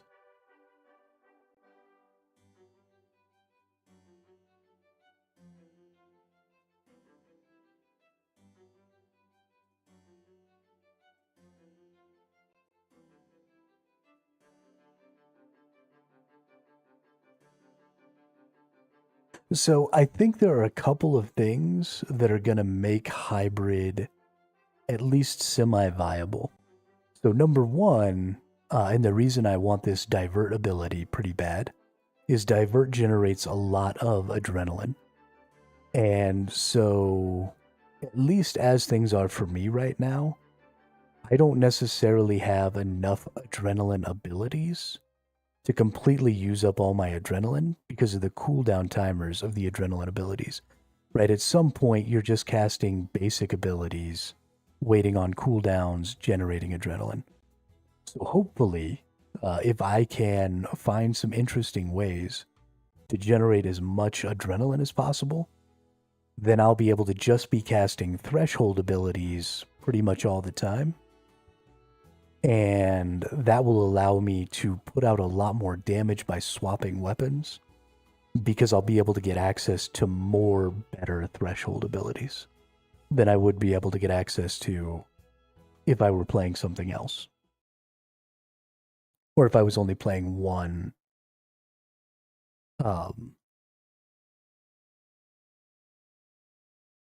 Fix Zorak. Zamorak. Okay, well, let's go be neutral.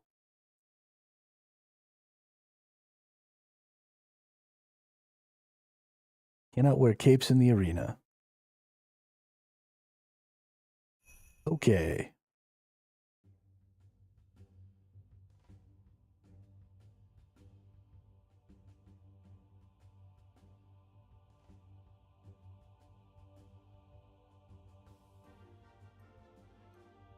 Time until next game, 4 minutes.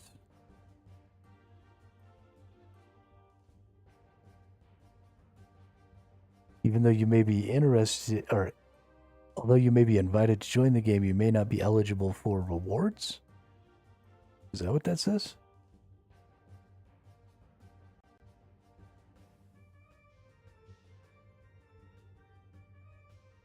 Why would I not be eligible for rewards?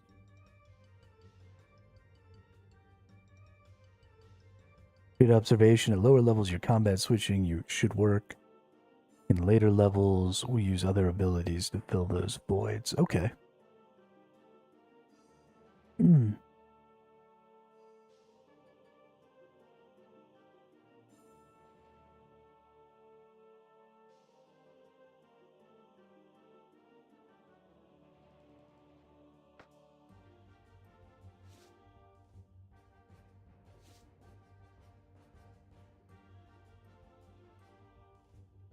At the very least, it should be fun to try. I'm pretty stoked on it. Just remember, the same way you have keybinded your sword, you could bind your gear as well for fast gear swap. Yeah, but that's only individual pieces, right? I wish if there was gear presets, then I would 100% do that. If it was just one click, swap the whole gear set. That would take up a lot more of your inventory space. And I don't really want to have to, like, click 16 buttons to swap gear.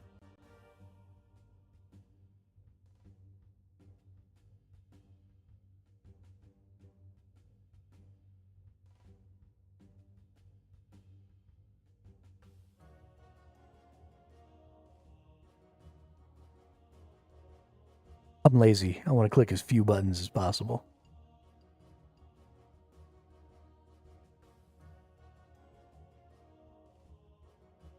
There's also a pretty cool hybrid 3-piece set that I'm a little interested in. That regenerates, well, it's 4 pieces because it's got a 2-handed melee. And it regenerates prayer, like Leech's prayer. And so I'm pretty interested in that with a 2-handed build instead of one-handed and shield. I also kind of want to use that with a 2-handed build to be generating lots of prayer and just keep like tons of prayers up all the time.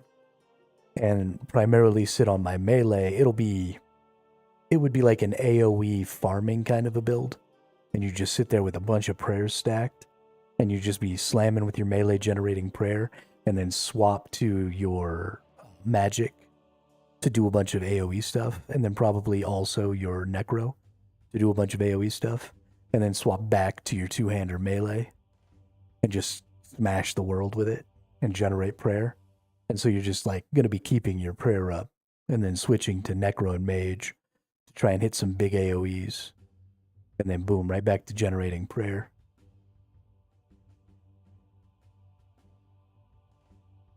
So we'll see about that build as well.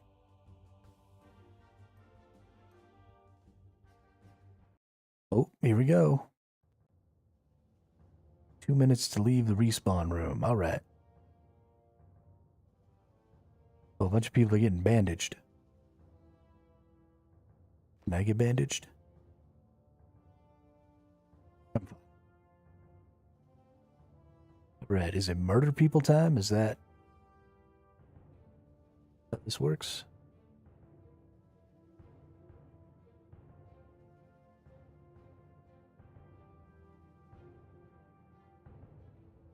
Let's start off with some magic.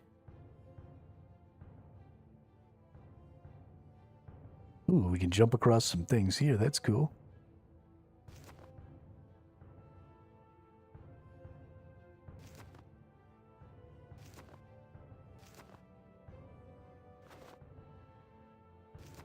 Capture the flag? Okay. I can capture flags. Oh yeah, we're getting in on the backside. We're getting in behind them here. Oh, I have my shit. Hang on.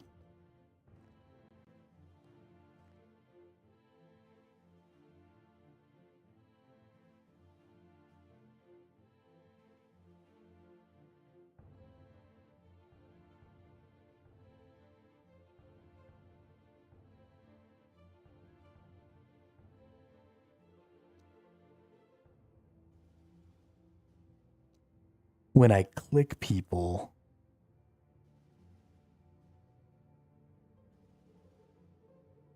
boom, it doesn't attack them.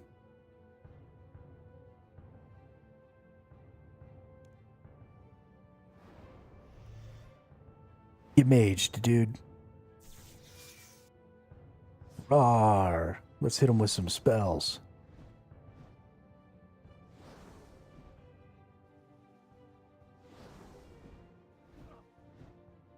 Oh no, he's beating my ass. Oh no, he beat my ass. Okay, that dude's way stronger than me.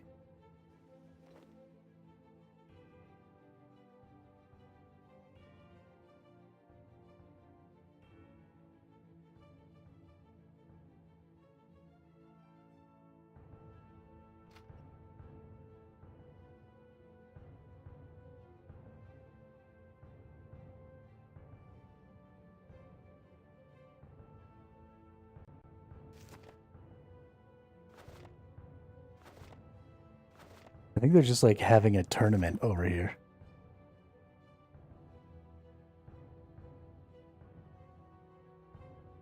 Is it just like all of my people fighting that one guy in turns? Let's see, that dude's got 152. That dude's got 147. I'm going inside of your castle. What are you going to do about it?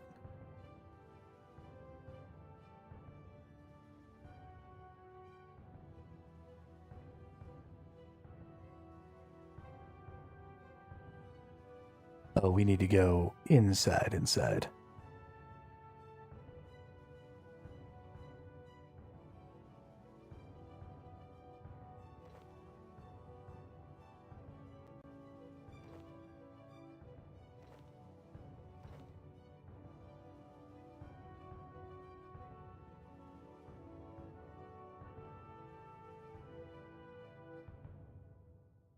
Oh, holy shit. So where's their flag?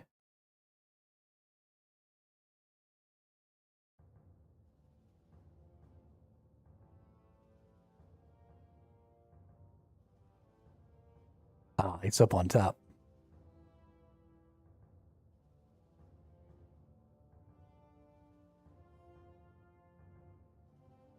No, I want to climb up the staircase.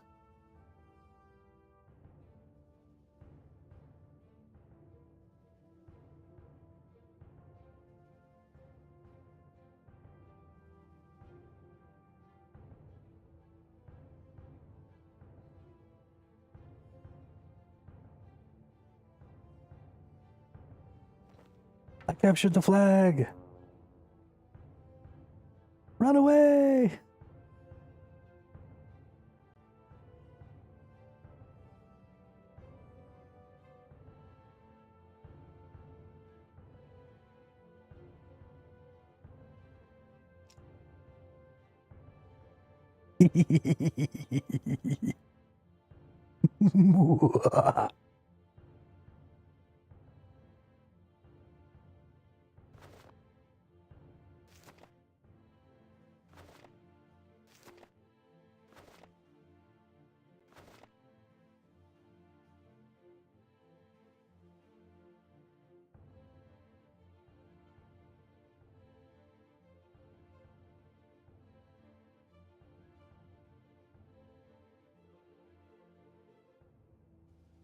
I assume I got to bring it all the way back up to my flag.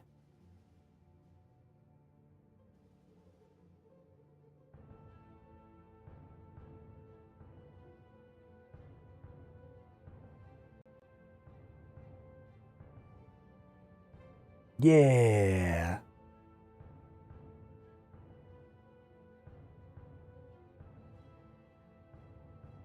Nice. Zamorak 1, everybody else 0. Who's the winner? Only person in the game on the scoreboard. Because everybody else is just dueling.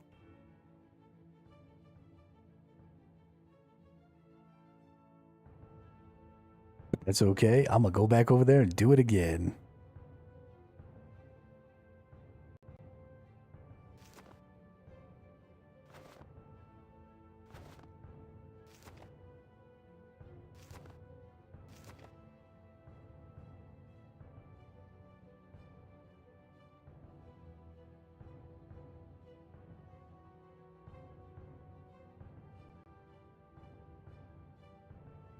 I wonder if you get the same amount of points whether you win or lose. So it just doesn't matter.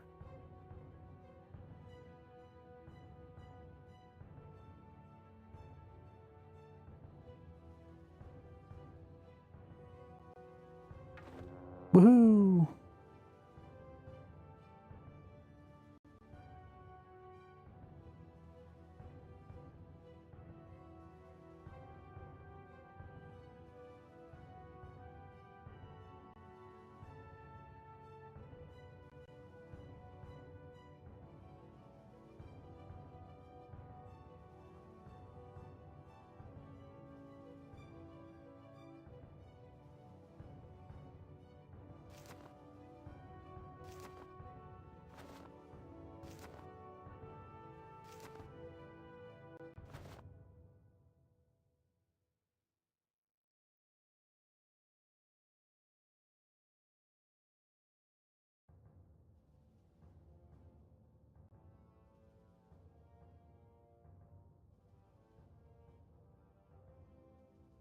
Fucking scoreboard, baby.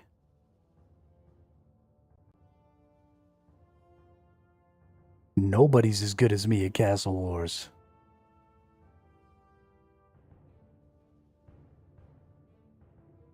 Booyah. 2-0.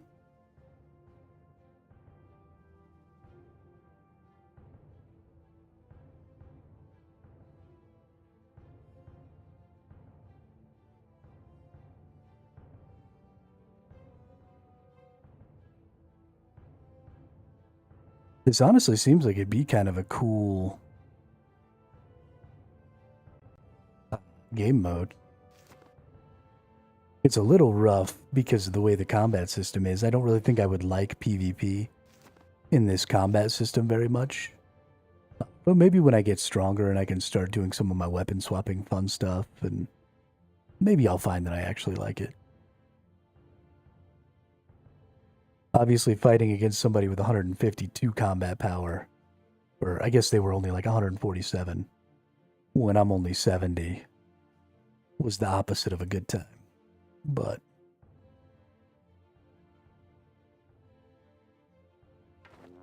yoink.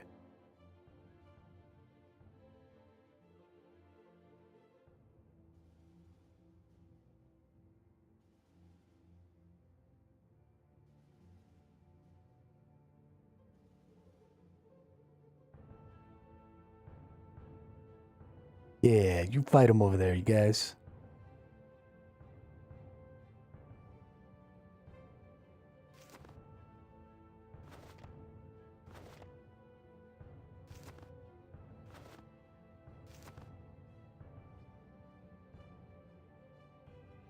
I'm just going to go ahead and run these back and forth. Because if I get more points based on getting more of these, that'd be cool. I don't know that I do, but until I know that I don't, we're going to go ahead and keep doing this way. Yeah. 3 points.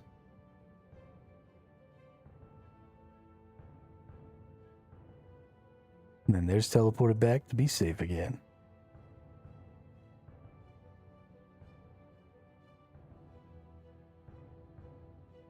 I could just sit around and AFK this.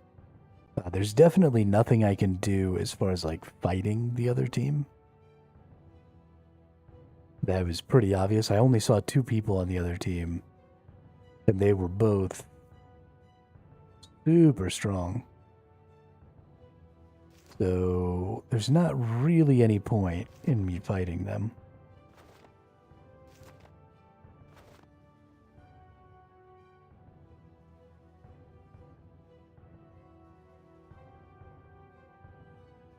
And then we'll see how many of these Thalers we get.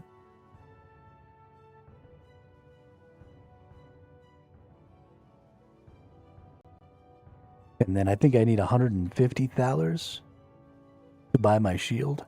So depending on how many I get per fight here,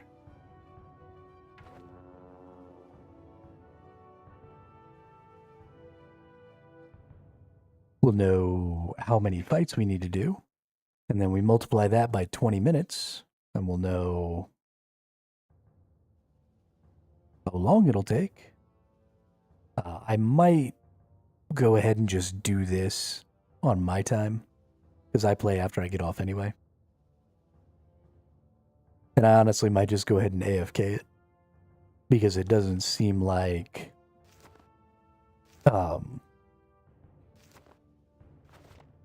it doesn't seem like anybody's really interested. I wouldn't be hurting my team by AFKing, because it seems like mostly this is just a place to come and do some like 1v1s and stuff. And that's kind of what it seems like it's being used for. So I wouldn't have to feel super bad for not participating and just kind of standing around. So I might do that. We'll see. We'll see how things shake out after this fight. How many Thalers I get. How many I'm going to need. You know, whether or not I get like a multiplier for getting all these points or what. Because I got to admit, I feel pretty good right now about my 4 score to 0.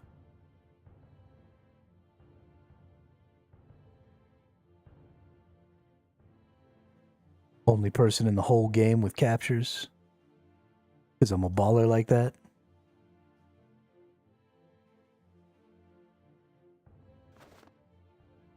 So it looks like the Guthix portal selects for you which team you're on based on balance. It seems like I was like the first person who joined, so I got put on the Zamorak team, but that's probably what I'll always do, is just go in the Guthix portal, because why not?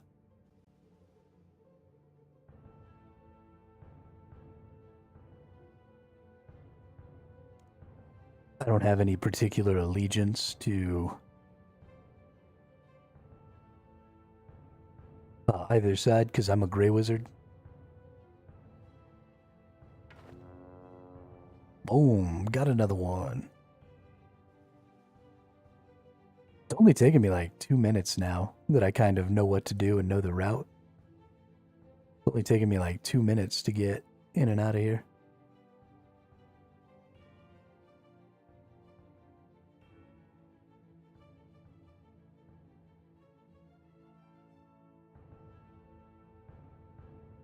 I tell you what, if they ever add WASD movement to this game,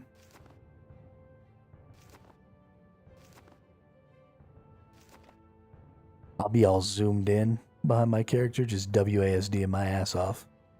Oop, I dropped the flag.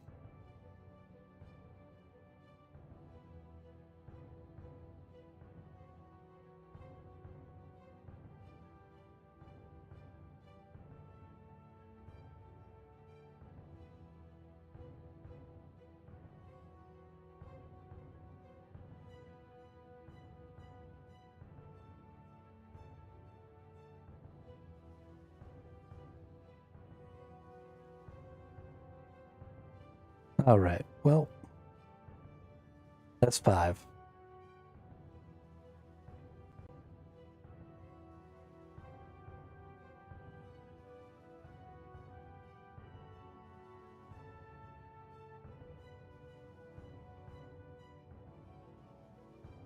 That feels pretty good. We've got another 4 minutes here. I actually need to go use the restroom real quick. So I'm going to go take a wee while we wait for this to finish. I'll be right back.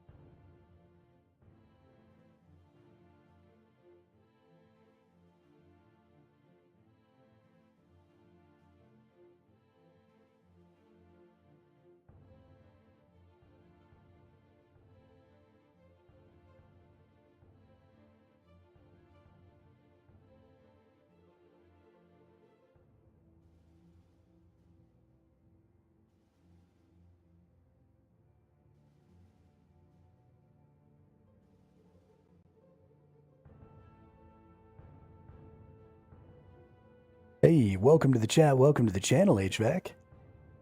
You know what that means? It's time to come back. Because now you've got a whole new combat skill to level up.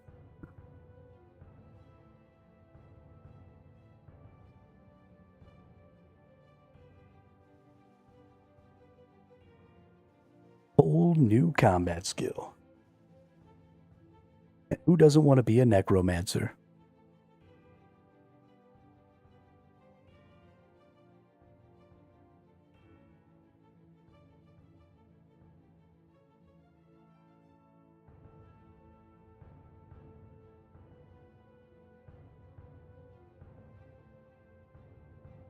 I mean, I don't really want to be a necromancer. I prefer to be a warrior, but still.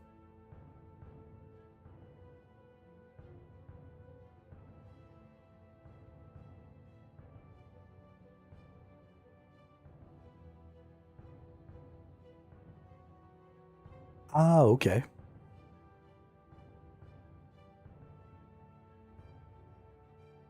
Have you maxed out your new sailing skill? Are you enjoying that?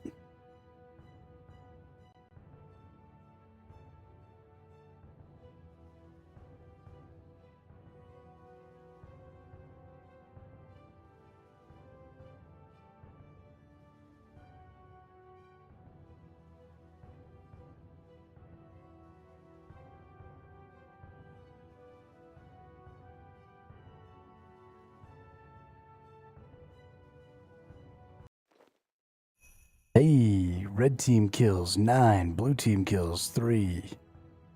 Player with the most kills, Das Olaf. Player with the most captures, Hermito! Booyah, tickets won this game. 2 golden tickets, 1 silver ticket. Tickets owned, 2 golden tickets, 1 silver ticket. Your total captures 5. Total games played 1. Capes unlocked. Castle Wars Flag Cape. Be the one to capture the most flags in a game. Fuck yeah.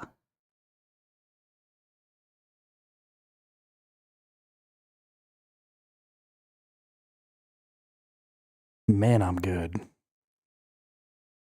All right, so this should be... Let's go trade Stanley here. Behold, another to bathe in the glory of the spotlight. Who, me? Indeed. I represent the League of Many, dedicated to the art of friendly competition. I seek to reward those who play games together. Whenever you play mini-games, I will reward you with Thaler, the coin of our league. Play the game on which your spotlight falls, and we will give you those Thaler at 5 times the normal rate.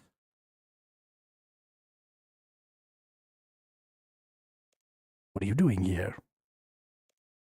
Whoop. Okay. What can I buy with... I offer a range of rewards from mini-games around Gilnor. Armor, tools, and some compelling miscellany are available. Level 90 sailing, but killing frost dragons now. Ooh, frost dragons. I was just killing some green dragons yesterday. Out in the wilds. I've also secured a number of, shall we say, more limited edition items, which will be around for a shorter period of time. Ooh, and I have 20 Thaler. Well, this isn't going to really take very long at all. Let's see, my voidknight deflector costs 175. I got 20 from that one game. So 9 games? Yeah, 9 games. And I'll have enough for my defender. Which is a lot of time because they take 20 minutes apiece, but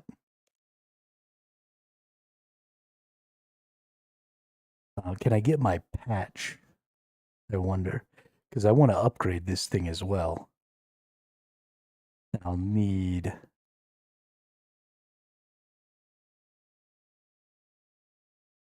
Berserker Ring. Void Knight Deflector, gloves, top, robes, helm. Yo, what up, Drippy Bun? How are you today? Okay, so I didn't see anything there. Maybe it's in the miscellaneous. Ooh, we got a bunch of eggs. Unlocked from Barbarian Assault, which allows you recoloring of Abyssal Whips and Dark Bows. Ooh, clues. Nice. Some Fallen Stars, which I'm not allowed to get because I'm an Iron Man.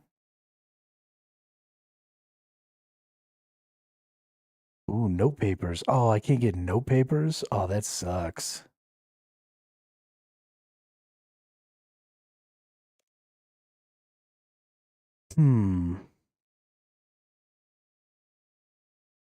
Yeah, we just turned on our heater today. And I'm sitting under a blanket right now, so I feel you.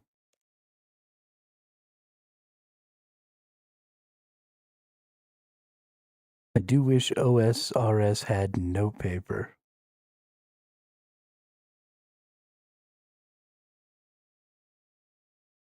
Yeah, it's a pretty good little thing to have. Okay, so it looks like I'm not going to be able to actually upgrade my defender unless I do the actual game over there. But that's fine. Also about to be 4 a.m., so I might try and sleep, even though most days I end up not sleeping. Yeah, I mean, it's at least valuable to lay down and try and rest. Oh, you can watch the game? Yo, that's dope.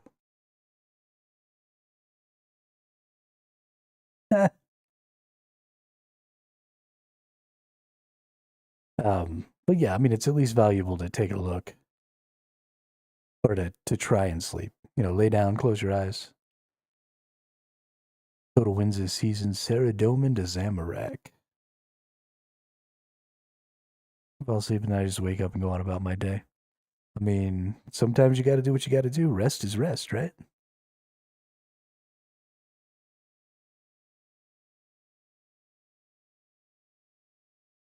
All right, what do we got going on here? Let's go ahead. I think we're going to go back to killing ogres. Yeah, have a good night, Drippy Bun. Sleep well and dream of large women.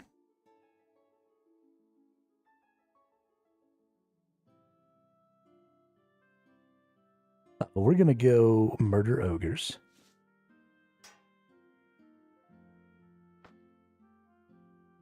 With some of our lower tier weapon skills, because I do want to get these all the way up to 50, and then I want to go fight the mole. So we're going to do some Slayer quests here. We're going to murder lots of ogres. And then we're going to get this and Necromancer up to 50. And then we'll have all of our skills, all of our weapon skills in 50, or in 60. Sorry, 50. And then we'll have all of our rune tier gear equipped. So we'll make some rune throwing knives. We have our mystic wand. We've got our rune longsword. We'll level this up to its tier 50 version. And then we'll go start fighting the mole with our crazy little hybrid build.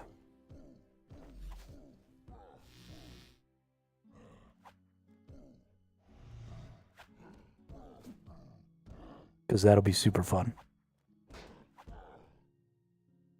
So maybe tomorrow, but definitely the next day, we will be doing our first PVM at the mole. It'll depend on how easy it is for me to get to level 50 in our ranged and necromancy. On top of, we need to do 9 of those, so that's 3 hours. So we got to do 3 hours in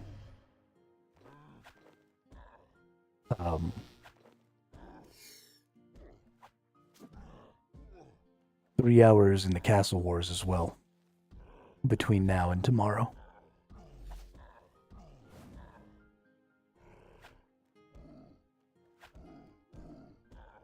So we'll just have to see how much progress we can make towards getting our stuff here. Get more wrapping paper this way as well.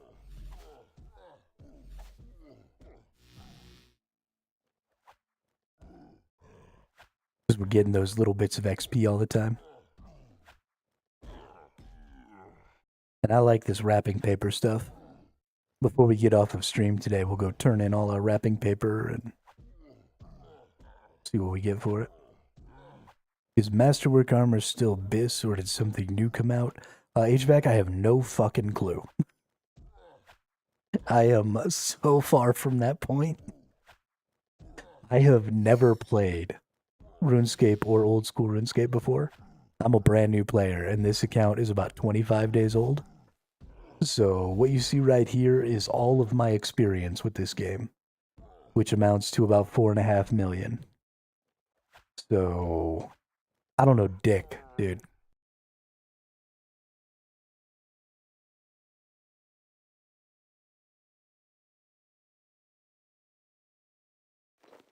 There are 5-year-olds who know more about this game than me.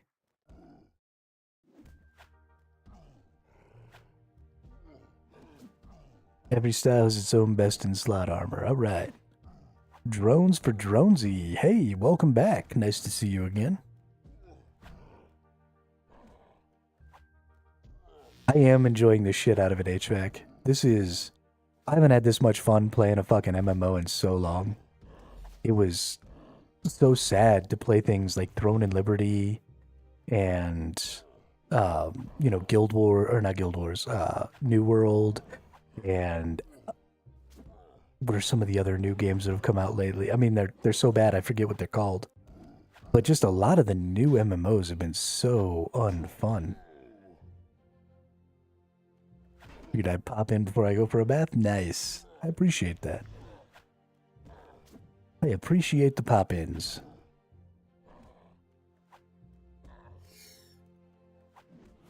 This game just really nails down what I think is really important about MMO games, and that's that there's a large variety of things to do, and that all the things that I'm doing matter.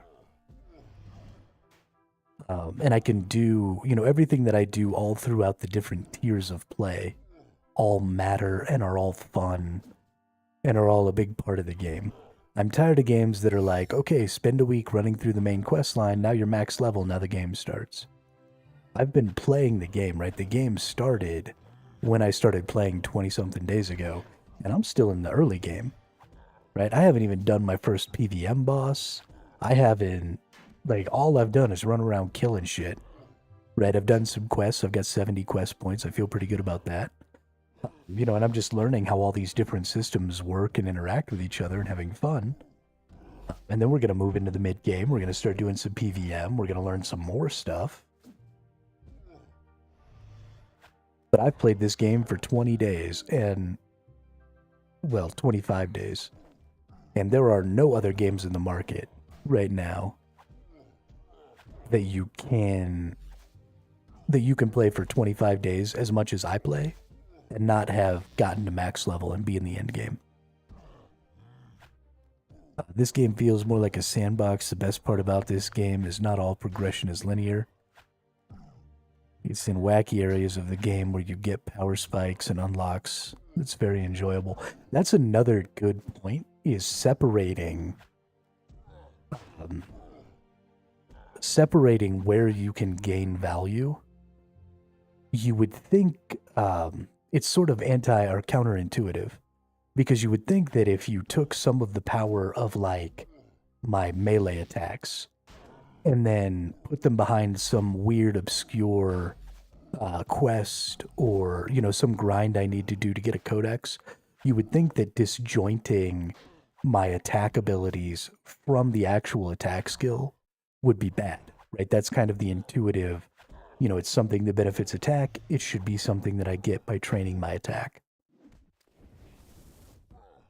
But sort of counterintuitively, it's really cool that you have things like Tuska's Wrath, which is a great skill, that is in, here it is, that is in your Constitution skill, but that you don't gain through training Constitution.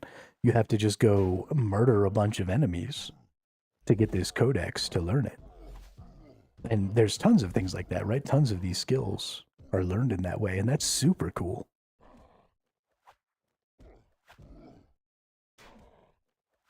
I'm having a lot of fun with that. A lot. Because this system is linear progression horizontally, which is weird. Right? Normally we either have linear progression or horizontal progression, but by giving you access to more powerful skills, but by going to horizontal activities, you really kind of mix that up and you make all of the different stuff that you can do more valuable, and you give yourself more options at each tier of what you might do to increase your power, right? So I could increase my power by training my Constitution, or by training my attack or whatever, or I can go and increase my power by getting this Tuska's Wrath skill or some other skill. So it's like this horizontal options for vertical progression.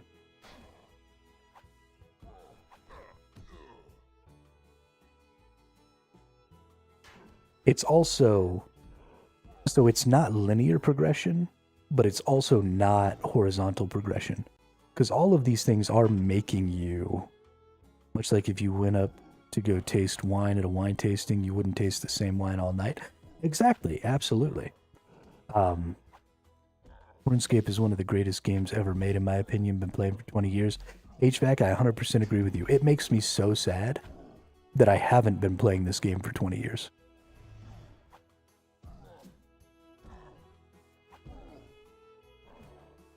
I mean, admittedly, I had a ton of fun with the old MMOs that I played.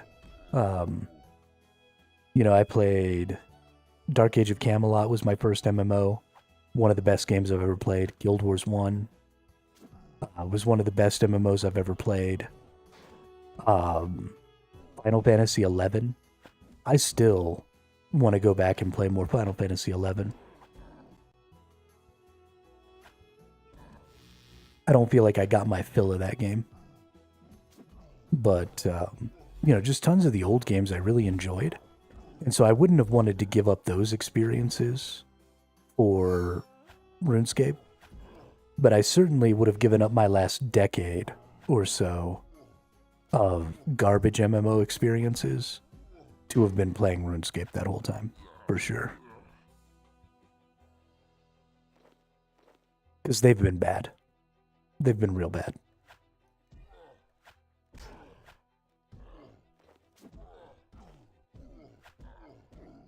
Also been playing since 2005. Can truly say this game has me in a chokehold until my deathbed. Yeah. But I'm so happy I found it now that I'm streaming. It's going to be so nice to have a game that I can just stream for a long time. And that I'm not going to, like, get super bored of. Because it's been a struggle, let me tell you. The last year and 4 months has just been this constant ping pong of, oh, this game seems so cool. Oh, never mind, this game's actually not really that fun at all. That's sad.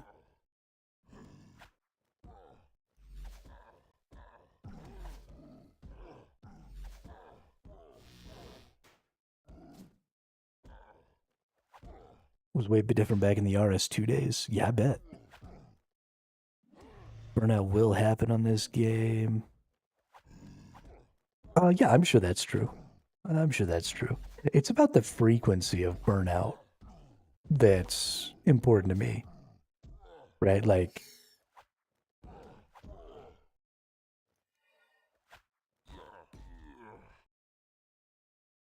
if my burnout comes in 2 weeks, that's a problem. But if my burnout comes in a couple of months, I mean, that's just what happens when you do the same thing for months at a time. Although I have sort of a built-in anti-burnout, and that is that as a streamer, the game isn't the only thing I'm engaging with.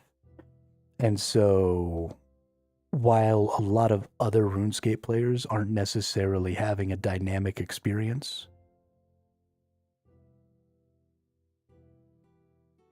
I'm having a really dynamic experience because every time I go live, there's a different group of people in the chat. We're having a different conversation. It's whatever. So, I mean, like, yeah, sure, burnout will probably be a thing for me, but I am significantly more insulated than a lot of other people are. And if I don't burn out on this game for 2 years, that'll be crazy. It's been a while since I played a game for 2 years straight.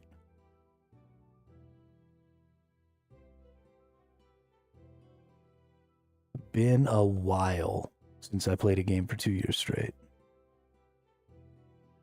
But that's what I want. You know, I remember back in the day, you know, playing Guild Wars, playing Dark Age of Camelot, playing Diablo 2. You know, I played those games every single day for years of my life. Max Quest K, PVM logs, etc. It'll be easy to burn out simply because you're doing the same content. Also, Charm Imp is amazing and saves so much clicking. Yeah, I do need to do some dungeoneering and get that stuff. I haven't done a lot of dungeoneering because people don't really like it.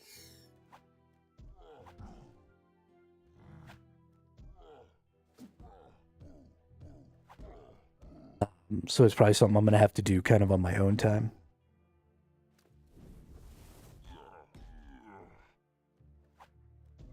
But we'll see.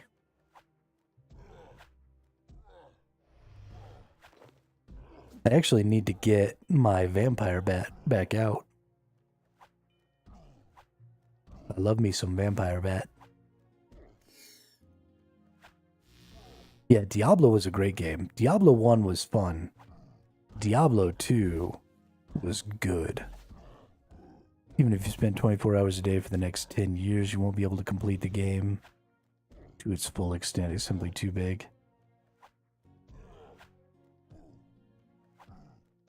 You want to bet? Of course, I'm starting to understand that that's probably accurate. About 5 days.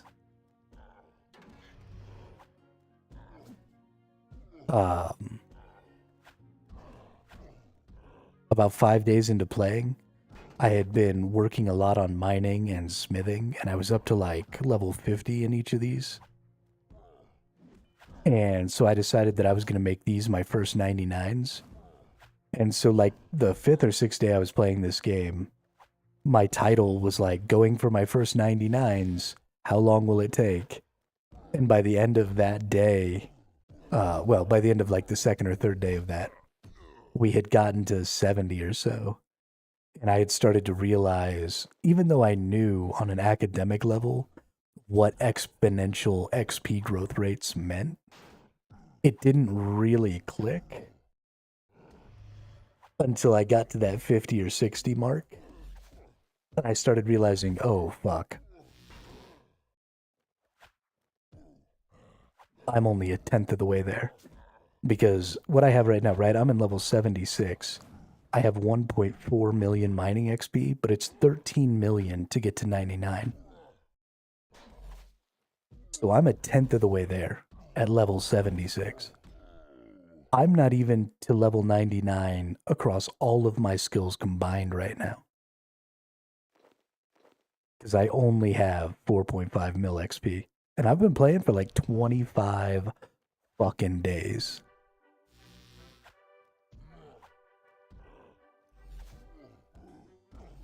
I have like 8 days of gameplay on this character already.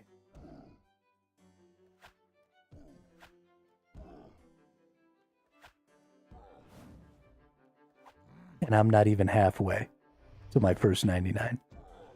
Like 8 full days of gameplay. I've played this game for I played this character. I have 2 other characters that I was using to make currency because I was going to bond my account. But enough people gave me bonds that I don't think I'm actually going to have to worry about that anymore. But I've played just this character for approximately 30% of the hours that have existed since I started playing.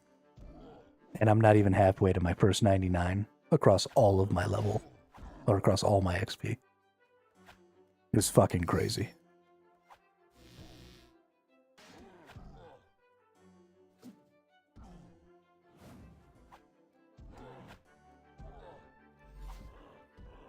And I'm so excited. I'm gonna do the goofiest party dance when I finally get my first 99.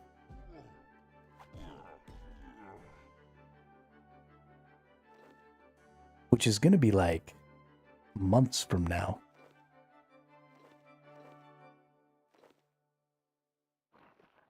Do these guys just drop bones because they like eat people and leave bones lying around? Is that why there's bones everywhere? Feel that as big ass grind. Feels good when you start unlocking stuff and then get better XP rates. My first 99 was strength. Yeah, so I'm kind of sad because I feel like I'm probably going to be in the same boat, HVAC. Is like strength or con or defense or something like that is going to end up being my first 99. I've turned off a lot of my defense XP, so it probably won't be defense. But I could definitely see strength or con or something like that ending up there. I would prefer to get one of my craftings up. But we'll see. Big tip. I love big tips. Giggity.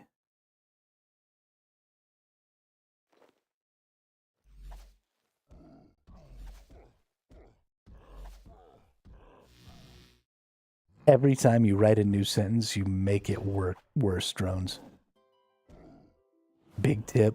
You'll thank me for this. What are you doing, dude?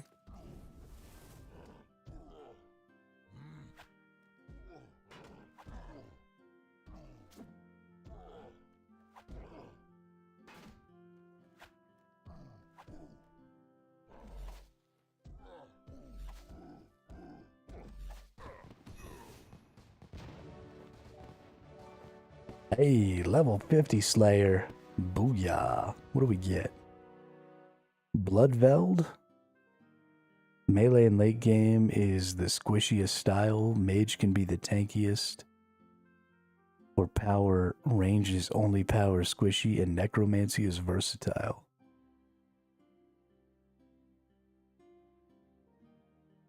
So I'm actually going to play all of them at the same time, drones. So Slayer Master and Shiloh Village. Ooh, nice. Gotta get to 100 combat, though. And Slayer Trophy. Yeah, so my plan, at least for the mid game,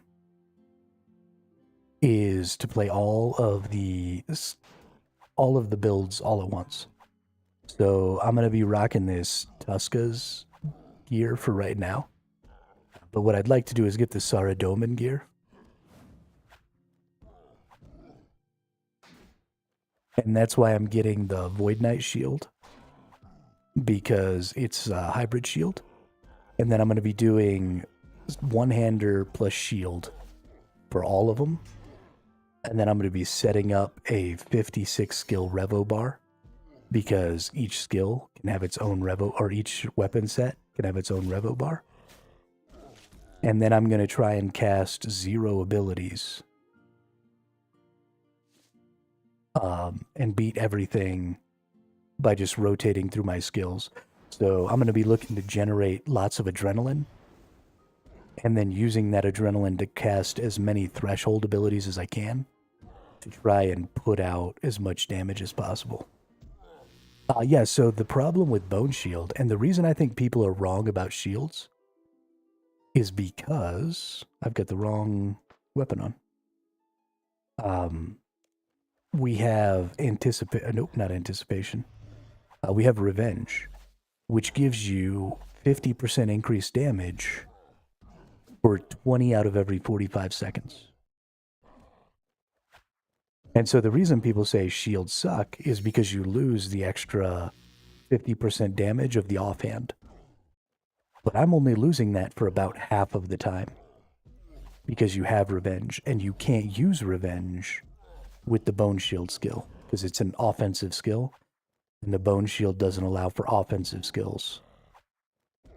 So, sure, I could swap and use this, and then, go back to a dual wield or whatever, but that requires swapping way more than I'm willing to do.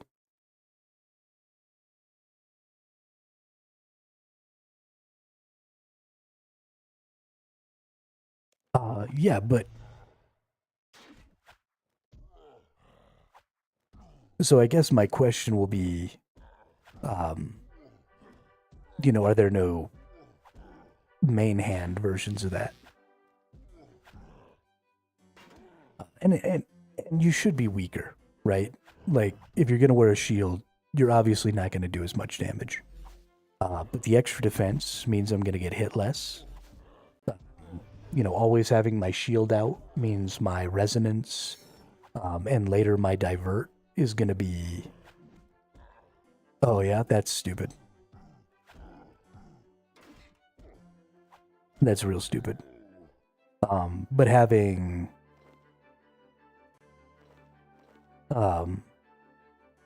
divert and resonance up all the time is going to be a lot of extra. That person is super shiny. What's up, shiny dude? I want to click you.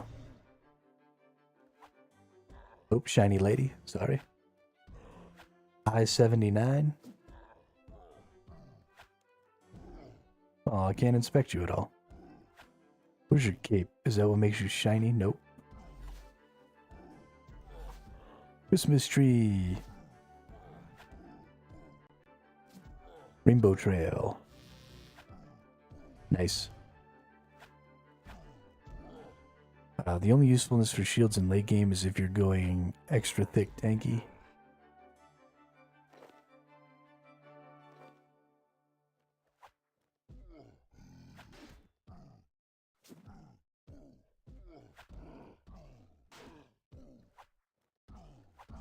There are perks you can put on your shield that allow you to have extra defensive attributes for your character. That's in the invention skill. But I won't be able to use... So my big problem is I need a hybrid shield that I can do invention stuff to. And I don't think I'm actually going to be able to do that. So, I mean, the whole hybrid thing is probably going to end up being a big bust. Because it doesn't seem like there's enough support for it in the game. Just from a raw stats perspective. But we're going to try it anyway. I think I should be able to get through most of the mid game this way. And so I'm pretty excited. We'll see. At the very least, it's going to be fun. And that's really all that matters.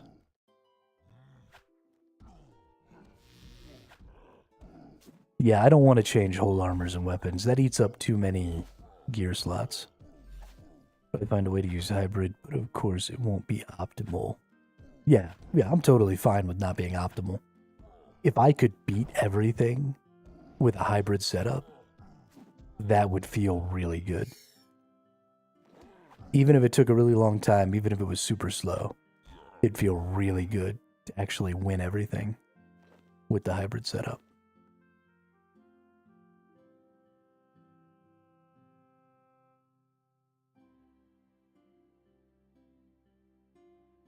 I remember when Calphite King came out, that was some of the most fun I ever had in RS3.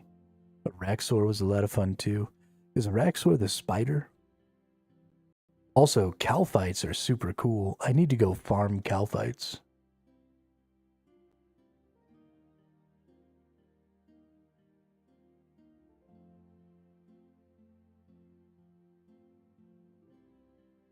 For some resources.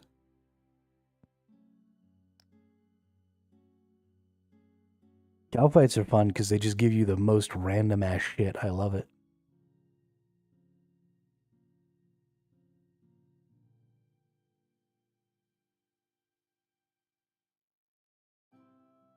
It's kind of like thieving, right? It's like a little bit of everything. It's just a fun little grind. You ever lose faith in what bossing is the shit?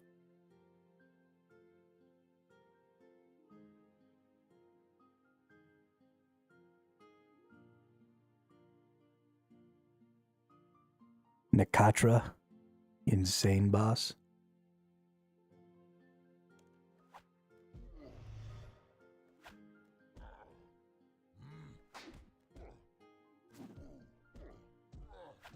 Yeah, from the point and click browser game to what it is today.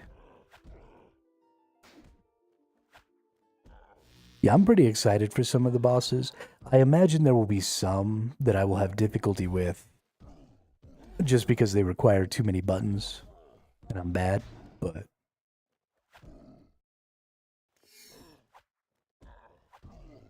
ED2. What's ED2?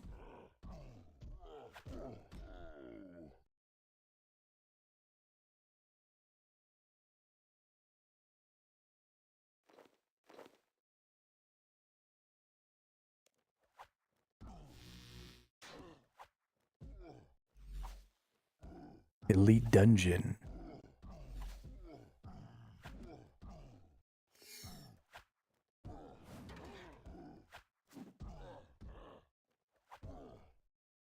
Dragonkin Laboratory.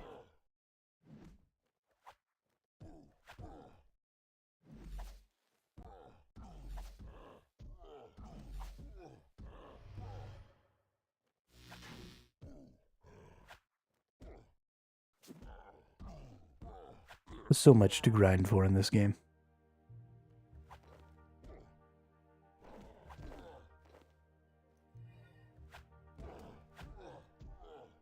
So many things to do.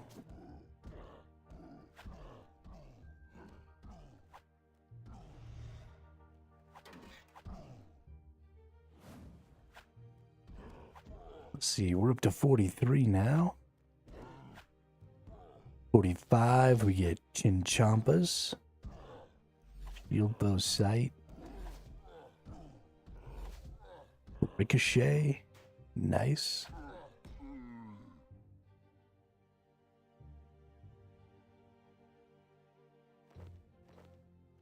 Yeah, I'm starting to learn that drones.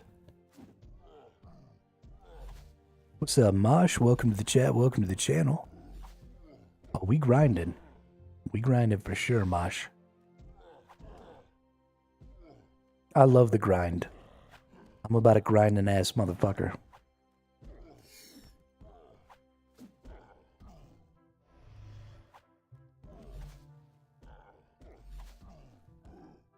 I love me some good old grind.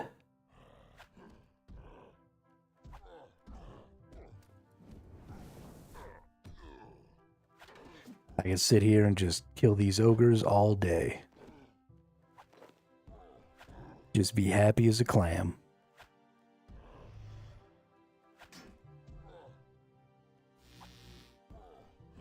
So I know that you stream and that you enjoy streaming. However, I would personally recommend it's worth playing with friends. Off stream too. You know, if I had friends who played this game, I would do that. But also, I'm an Iron Man drone, so not really any ability to do that.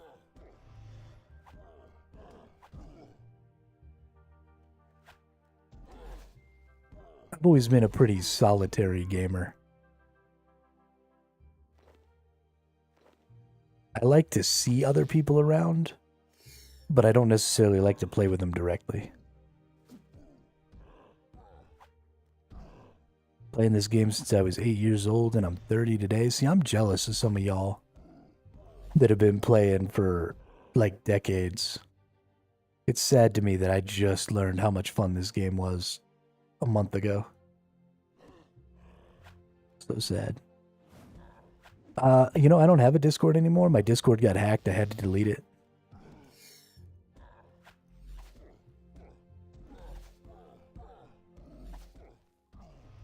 I had to delete that shit.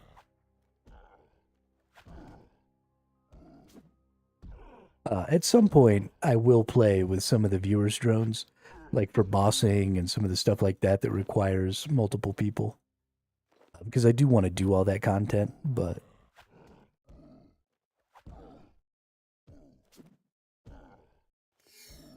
that'll all be stuff I do on stream anyway, so.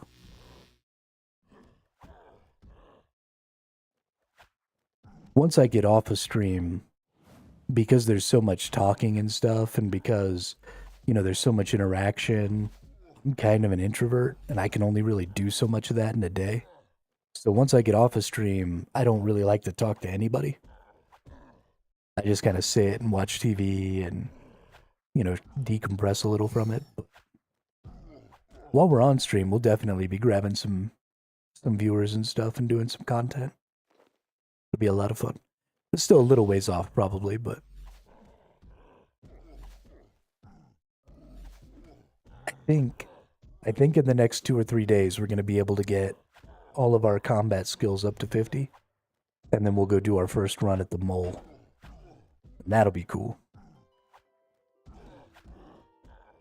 Pretty much anywhere, really. Yeah, I don't.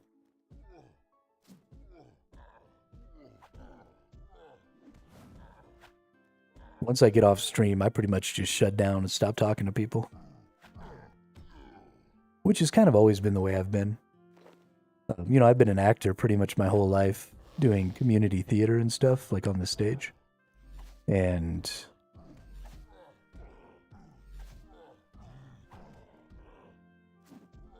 100k dungeoneering tokens. It's kind of cheesy, though, for the charming imp. I don't know if I want to use any cheesy strats. I like the grind, and I like dungeoneering. I think there are some things that could be changed about it that would make it better, but I actually like going over there and doing that dungeon. It doesn't make for great content because a lot of people hate it, so it'll probably be something I do mostly on my own time. But I'm a big fan of the dungeon. I like it a lot. I like roguelites, so...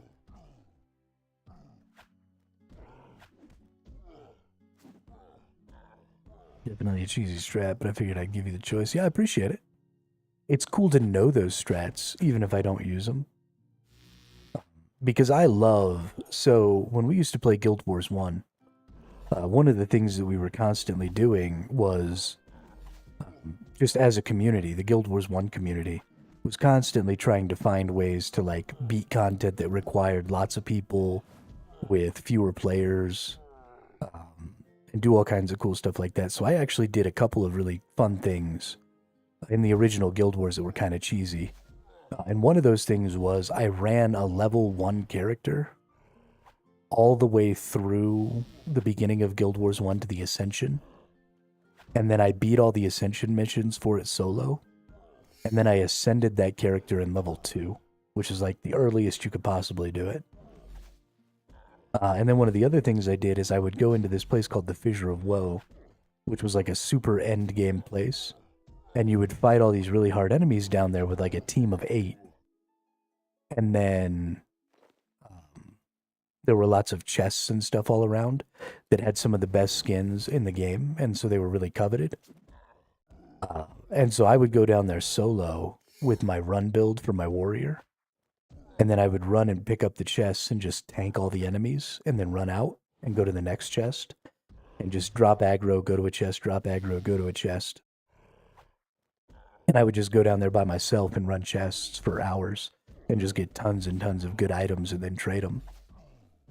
And so I'm like totally into cheesy strats, but basically you go into the dungeon, take you to the mini boss, tag him, and then have the fuck out of him. You get like 5k tokens.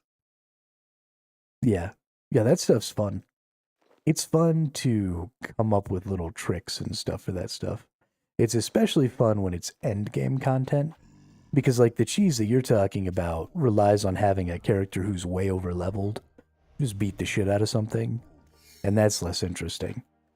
But when it's end game content that you're finding a really unique way to beat, then it becomes more interesting because it's not just, oh, numbers are bigger than yours, I win. It's more of a, like, I put a lot of thought into this, and I came up with this really cool idea, and I've manipulated the system into doing what I wanted. And that's really cool to me.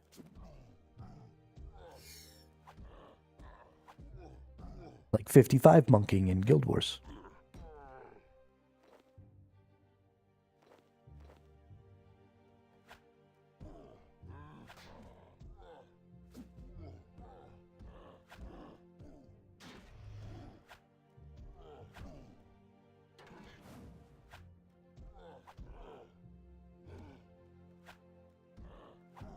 I have unique ways to beat the in-game bosses when you're into it. I have my own special ways of beating some bosses. Heck yeah, that sounds fun. That sounds really fun.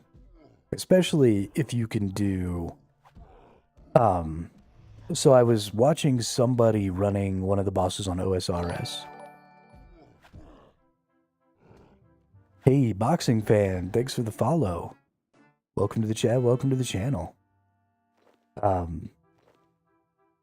So it looked to me like the bosses scale based on how many people go in them. Is that correct? And then you can like do the higher scale bosses even with less people. So you could do like a boss scaled for 5 people with only 3 people or something like that. Because if that's the case, that would be really fun. To go in and like fight the hardest version of the boss with as few people as possible would be something I'd really be interested in trying to do.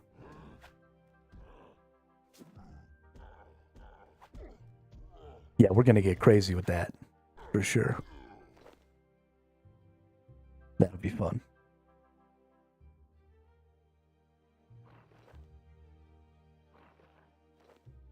Let's see, I only need to beat 3 more ogres.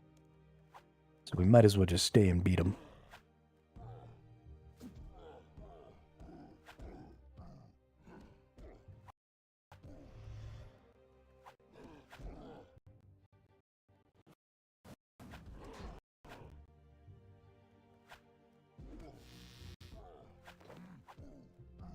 I'd say it's worth looking at a video. It's called Solak. Oh, we're going into all the bosses blind, for sure. For sure, we're going into all the bosses blind.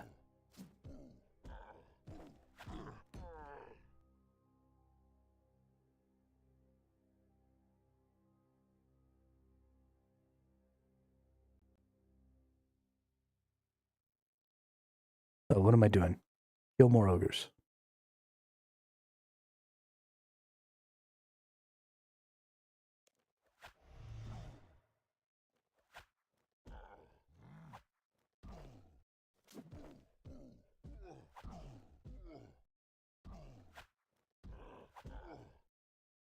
Yeah, enjoy your bath, drones.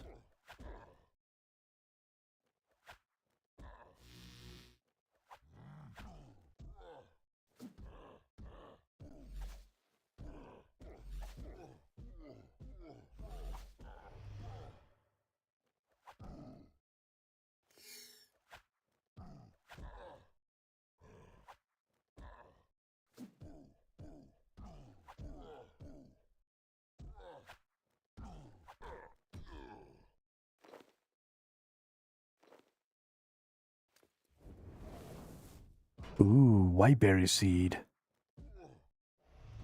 Nice.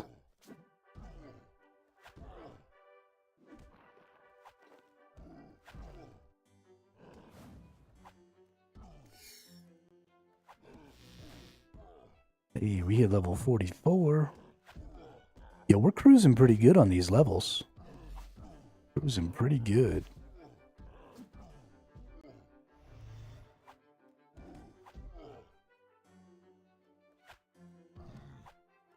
We're not even really fighting enemies we should be fighting with this 36% hit chance. Let's go ahead and get that.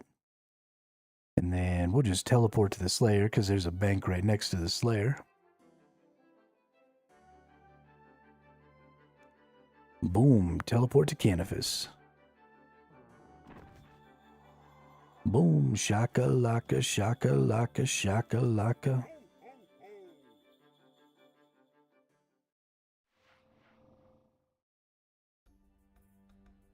All right, Mr. Mazchina.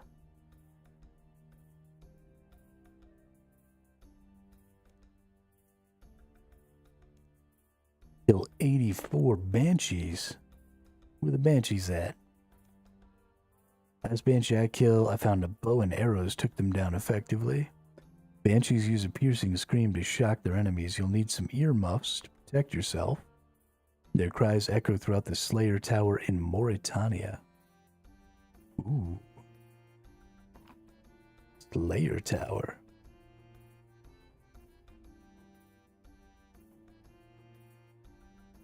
Earmuffs. I can't buy earmuffs until I put away all my shit.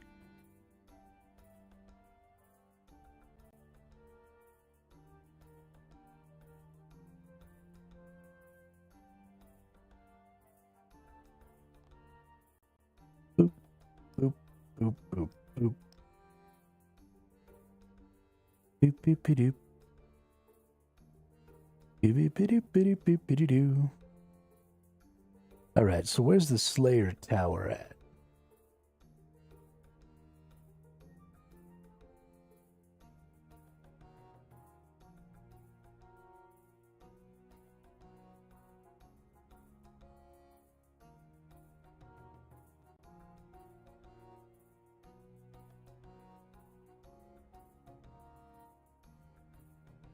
Is it the Barrows?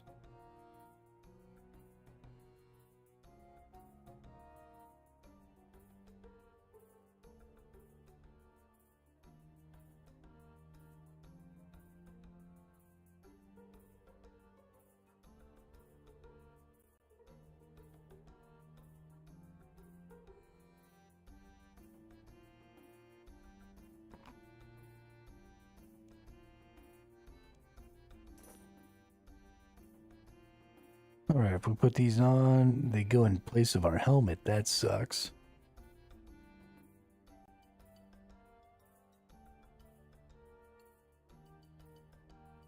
Let's see, we've got the mausoleum.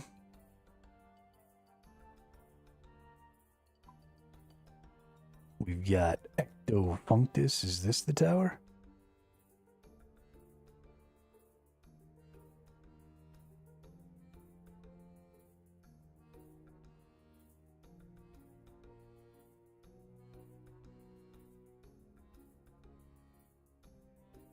Let's go check out what this mausoleum is over here.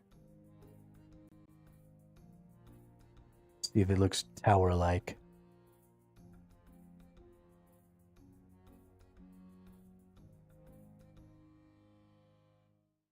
I have a feeling it doesn't because mausoleums aren't towers, but...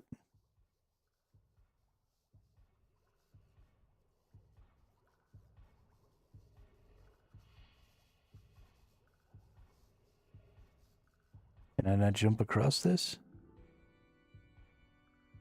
That's no fucking fun. Guess I'm not going over there.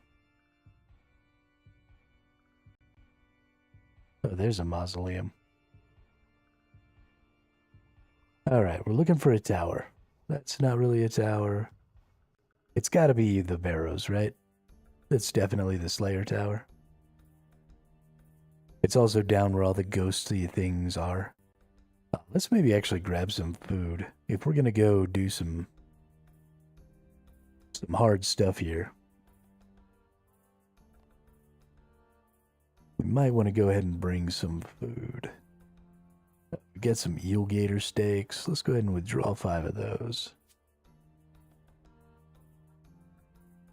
We're not quite high enough to get the most out of them, but it's like the best food I've got, so I feel like we should use it.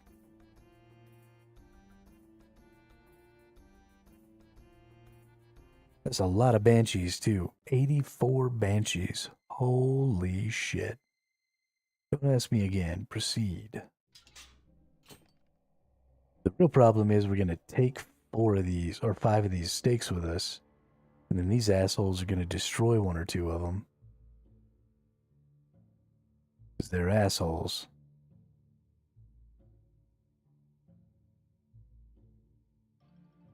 Get blocked.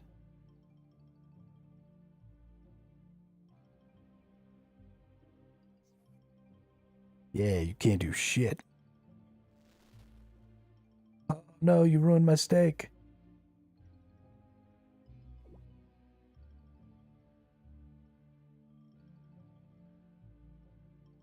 No, stay away.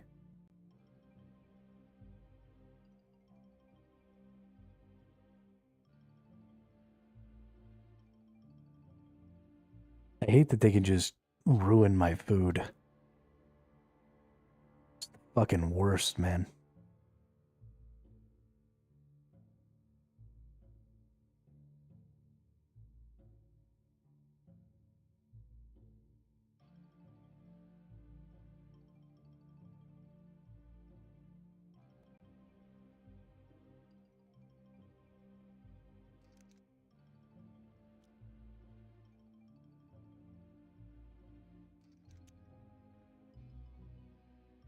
There we go. That's better.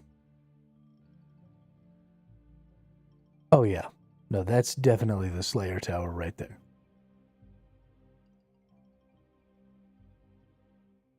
So, Dragon Castle. So, how do I get in there? Surely it's this way. Or is this all the way blocked off? Did I have to go the other way? Am I a jackass?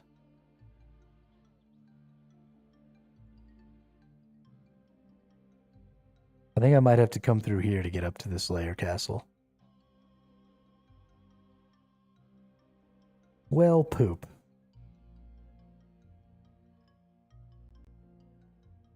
Or is it into the dungeon? Let's go check out this dungeon real quick since I'm here.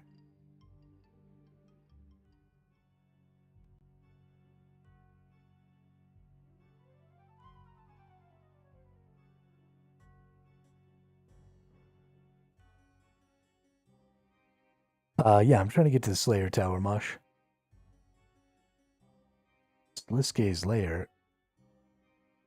Oh, have I done... Is this the quest that I was on? This is the quest that I was on.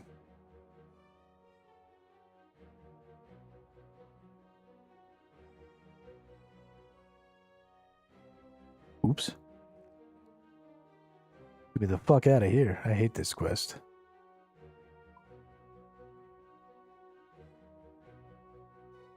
Yeah, so it looks like there's a solid wall all the way across here. So it looks like I've got to go around this way. And then, like, come up through here to get to the Slayer dungeon, maybe?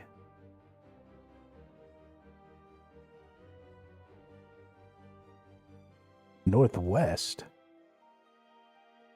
Oh. Oh, where it says Slayer Tower.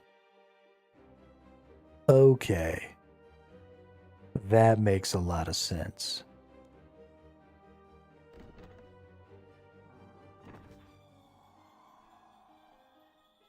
That makes a lot of sense. Where it says the words of the thing that I'm looking for. Got it.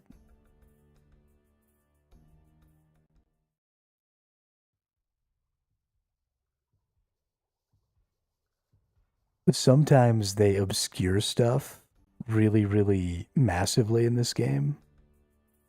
And so sometimes I forget that it's not always super obscured like that. And so I'll be like looking for some crazy shit that doesn't exist. And there's just the name of the thing that I'm trying to do right in front of my face. Ooh, a crawling hand. Yo, this place is cool. Hey, banshees. Oh, they're like super low level banshees. Okay. Easy peasy lemon squeezy, bro. You fucking dumpstered. How do you like it? That's what you get for being an asshole.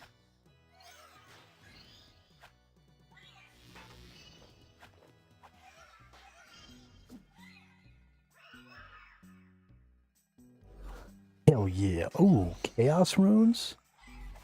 Yes, please. I need some chaos runes. Ooh, 1,000 gold. Double yes, please. I need 1,000 gold.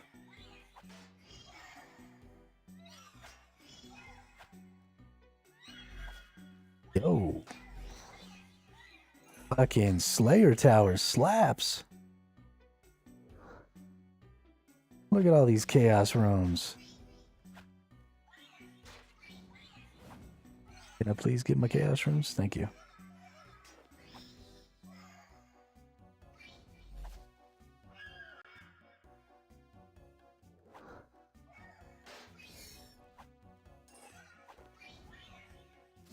Hell yeah, this is fun. We got lots of banshees. We got weird crawling hands. I don't really need that pike. I got a pickled pike in the chat. Ebenezer Scrooge. What's up, middle child? Welcome to the chat. How you been lately?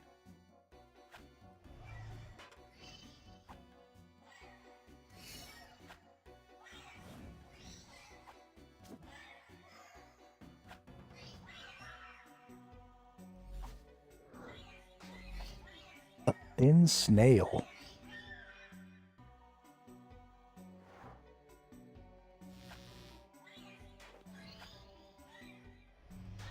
I am doing the fucking nominal.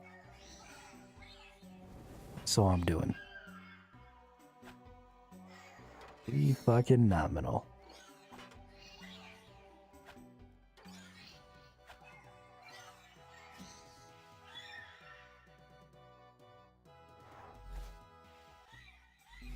Hey, a white berry seed. Nice.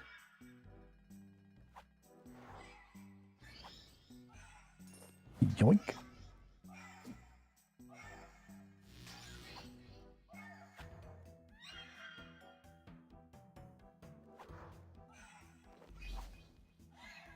Ooh, oh no, those are just mithril arrows. Never mind. Mithril isn't as high up in the rankings as it is in a lot of other games. I love that you're trying to figure out things and not run to watch a YouTube video for every little thing. I appreciate that, Mosh. This game just kind of demands that kind of play. Because there's no PvP endgame goal, you know, it really is kind of, especially when I'm playing Iron Man, it really is kind of a single player game that you play around other people, especially in the beginning.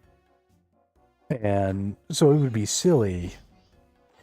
You know, this feels like when I was playing games when I was a little kid and you didn't have YouTube and you didn't have all that other stuff. It's just go through, play, you know, talk to the people you know. You know, so I've got chat that can kind of give me little tips and stuff, and that's great, and I love that. But, you know, when we were kids, me and my brothers would sit around, and we had the one console, we had the TV, and, you know, we really loved a lot of RPG games, so things like Zelda, Breath of Fire, fuck,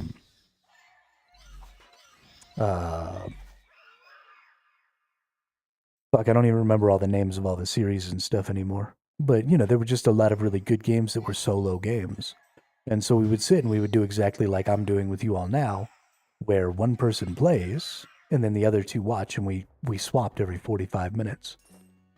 And we would do exactly that, right? We would give little tips, but we always played the same character because you didn't want to just play the content you just watched somebody else complete, because that was really boring. So we would just play one character, and whoever had the controller was in charge of where we were going and what we were doing. And everybody else would kind of, you know, pipe up if they saw something like, oh, hey, was that a crack in the wall right there? Try and blow that up. Or, you know, whatever. And it was just this fun, collaborative learning experience. And you were exploring and adventuring. And this game feels a lot like that. Because I don't know anything about it. I don't know where everything is. And I'm just kind of running around fucking finding shit. Like, oh, that's cool. Let's go over there. Oh, that's cool. Let's go over there. It's the best.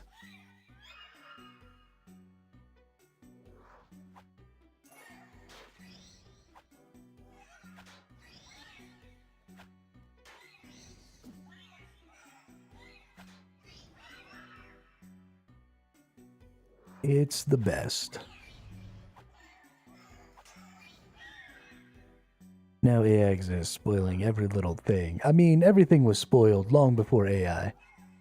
Let's not kid ourselves. We've been spoiling stuff for ourselves for a long time.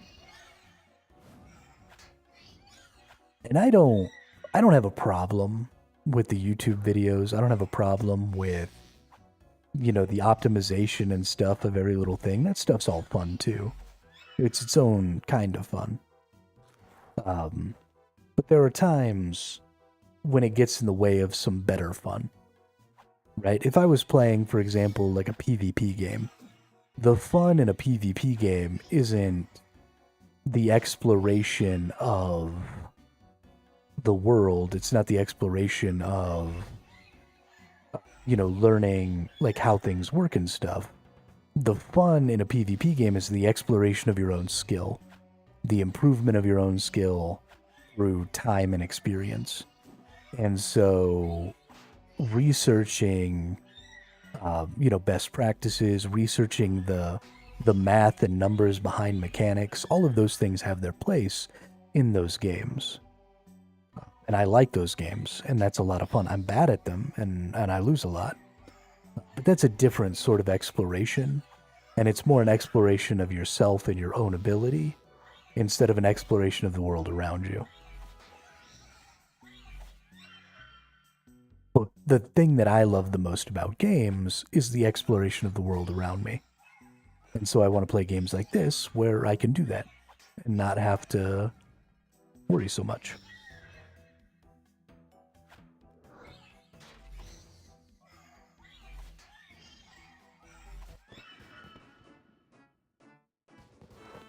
I also am personally a huge fan of AI. You know, I think it's being used poorly by evil people who control the world. And I do not want Ricochet. And so I don't think that that's good. But as a whole, I think AI is a positive and could be used as a massive win for society in general. Unfortunately, the people in charge are just like the biggest assholes humanity has ever produced. And so that's just kind of a problem.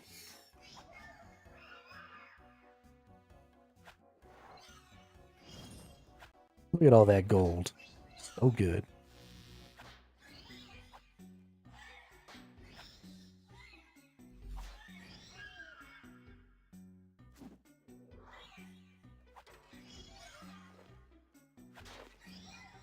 I should eat another one of these so that I can put that Raynar seed in there. Hey, Constitution level 60. Boom shakalaka. What do we get? A Portent of Restoration 7 in Demonheim. Also requires 65 divination. Fuck you.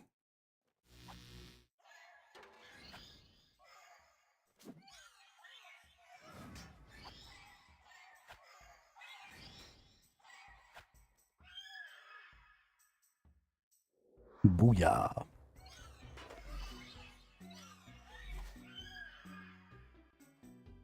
Oh shit, we got to level 45. Combat ability. Oh, that's why. That's why I suddenly started ricocheting enemies. Hey, Chaos Runes. Nice.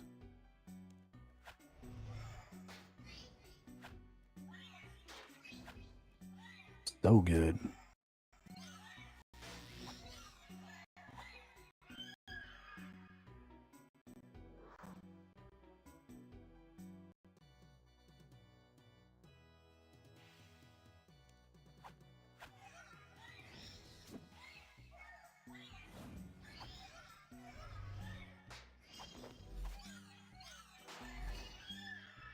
I kind of want to crush this snail or grind this snail. You need an empty sample bottle to place the slime in. Okay, that sounds fun.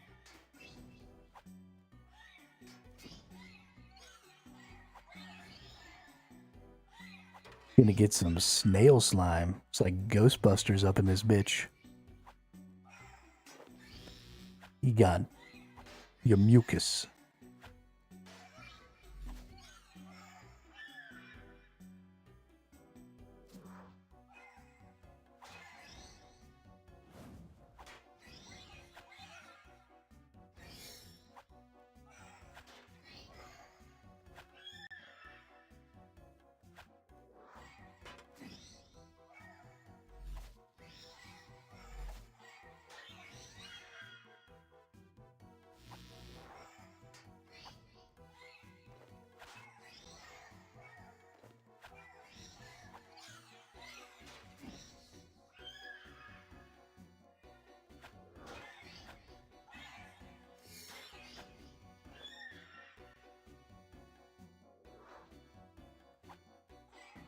More grapevine seeds.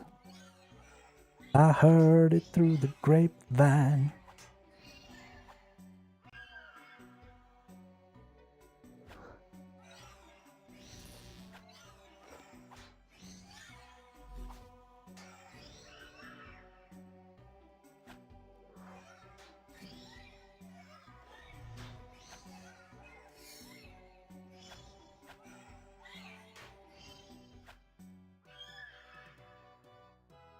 These banshees make the weirdest set of noises I think I've heard yet in this game.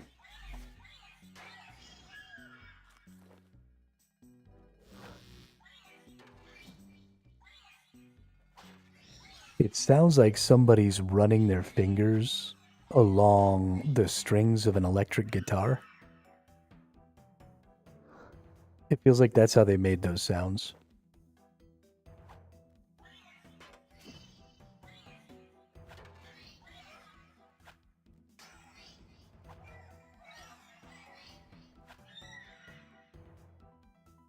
Actually, I feel like that might have actually been how they made those sounds.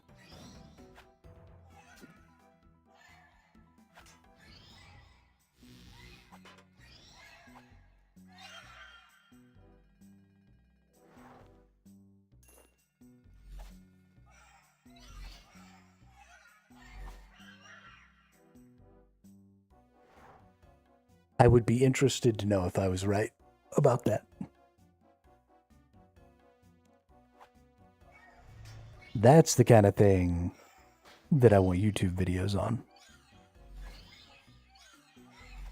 And that's the kind of thing I want information on in this game. Is like, how did they make the sounds? And stuff like that.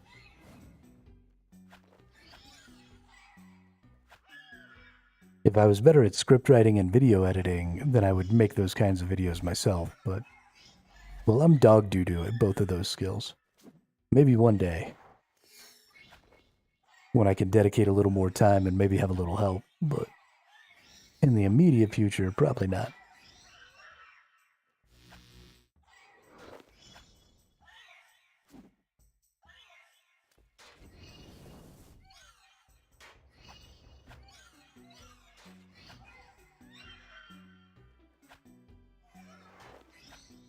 Ooh. Lou.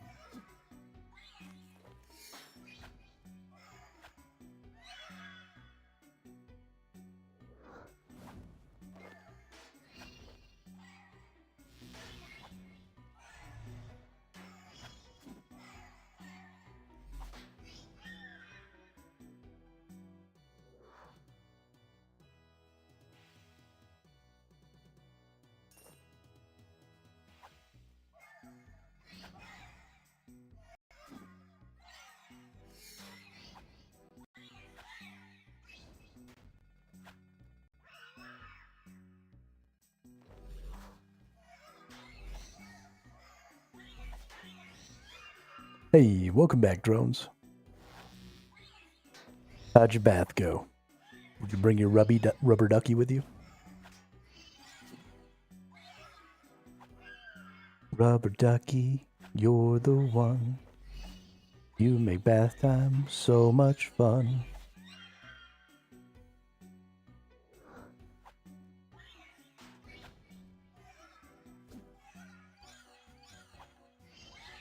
No fucking around. Got in, washed myself, got out. Nice. Very militaristic of you. Hey, more chaos runes. What's up?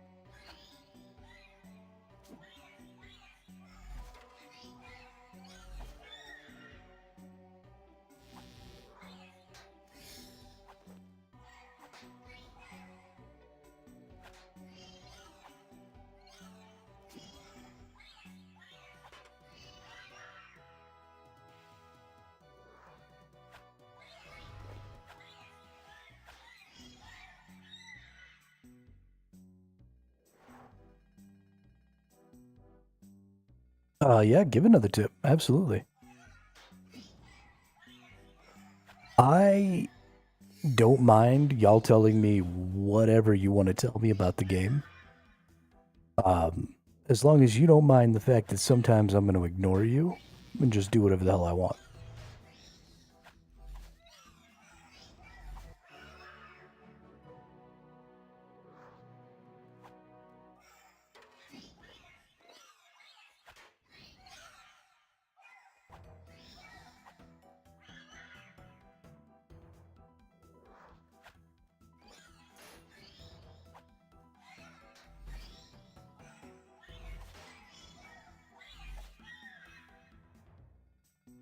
Well, I mean, it's not really just my adventure. It is sort of everyone's.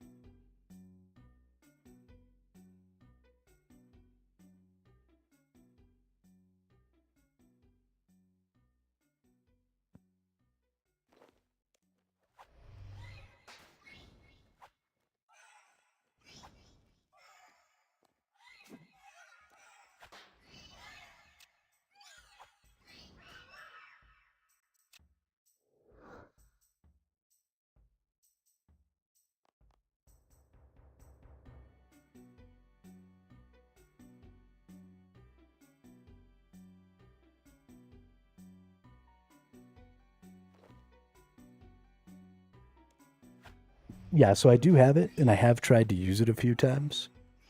Um, so far when I use it, it doesn't really help me save any time because I just run into walls.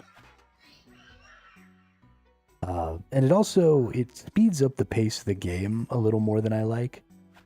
Like I like just running super slow to where I'm going. It doesn't really bother me.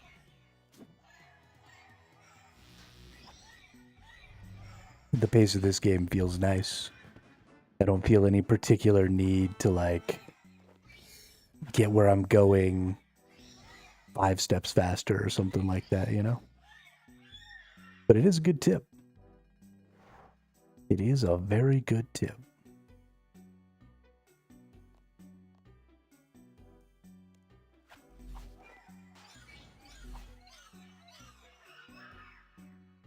Get fucked, dude.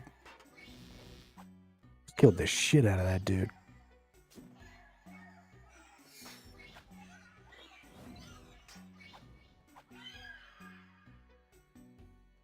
Yeah, I've played a lot of super duper manic games.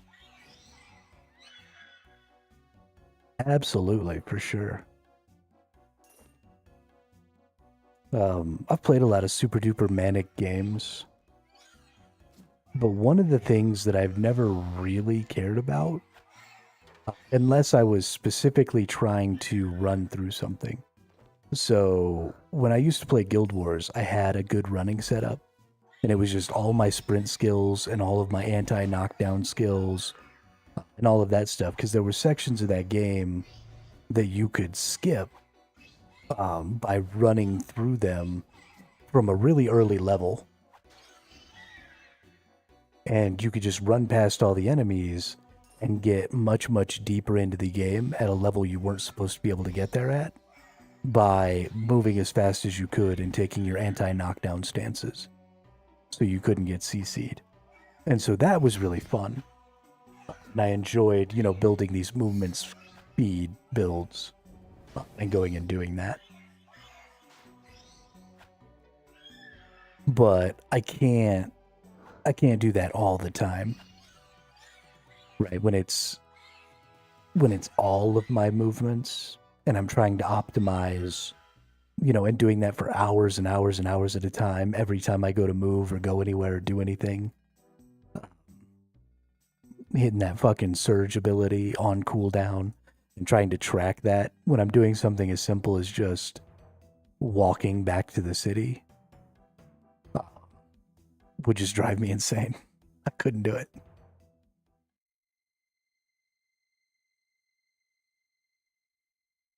Yeah, there's absolutely some good reasons to have it, for sure.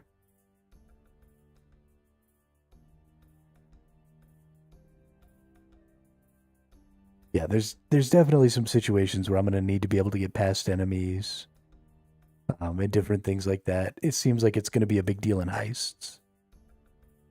And so I'll probably have like roll and surge and evade all on my bar for heists, and that'll be really fun because that's content kind of specifically designed for that. That'll be a really good time for sure. Doing great. Your new tech cast kill 81 cockatrices. Perfect.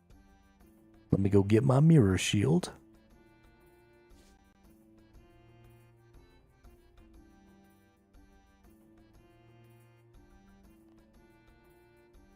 Let me go put all this other shit away.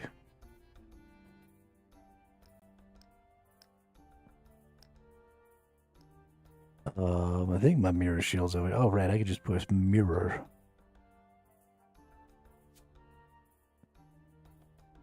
Put that away. Put that away. Those away. Perfect. Boop. Yeah, I mean, I'll forget them. Oh, I love learning about unlocks in the future. That's one of the things that I actually dislike about this game is it's hard to look at what I'm aiming for.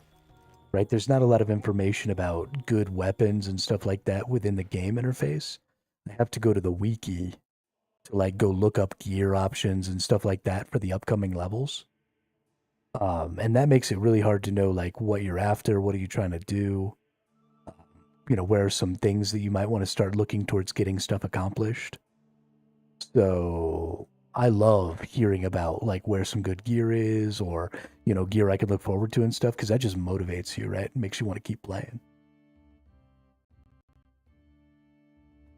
Surge for the most part is meant to avoid some bossing attacks. Can be helpful while running around. Takes a little practice to not run into walls. Yeah. Well, when you're level 99 Slayer, you get your own Slayer dungeon. You can put... Oh. No way, dude. Really? So, I just learned the other day, like 3 days ago, about the personal farm. And I thought that was super cool. But we get player-owned housing. We get our own personal port. Get our own personal Slayer dungeon. That's so dope. Yeah, I like that a lot.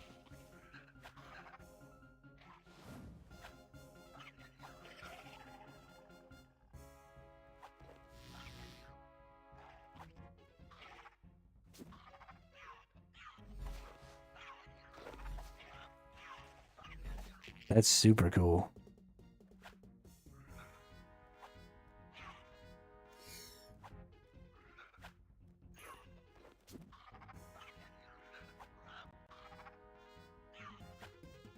Yeah, I've been having so much fun on my player-owned farm.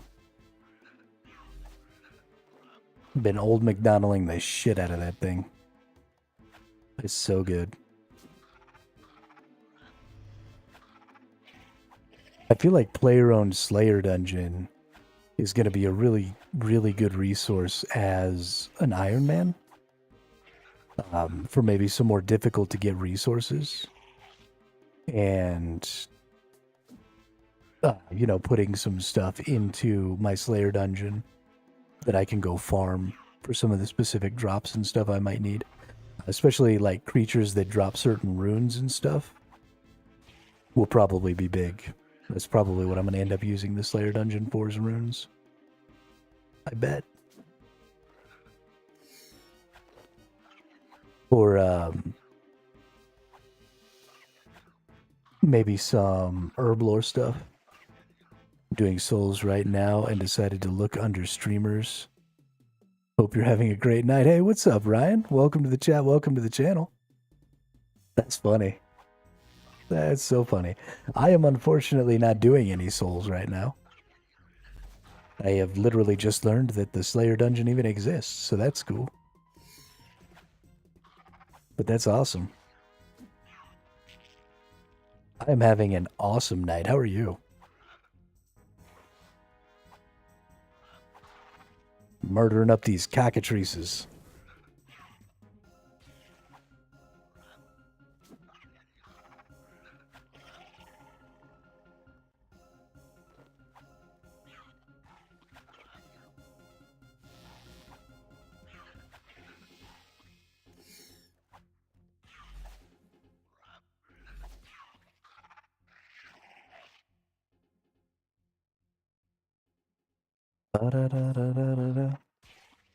These cockatrices don't drop nearly as much money. Say maxed, and I've never been there. Oh, wow. Have you learned about being able to change skybox filters? I did learn about that, yeah. Boop.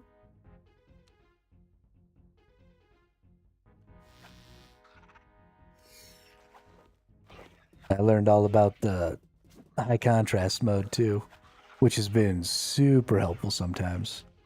I love being able to fall back on the high contrast mode so that I can, if I'm like lost on a quest or something, it's a really nice resource for like, okay, I've been here for 20 minutes running around in a circle like an asshole. Let's toggle the high contrast mode. Let's see what's up. You can use free cam 2 if you right click the compass. What is that? What is free cam? Nope, can't do it in combat.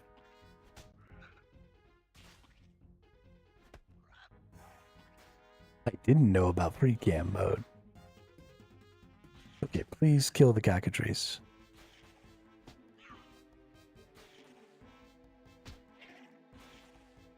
Oh, I unequipped my weapon. Got it, got it.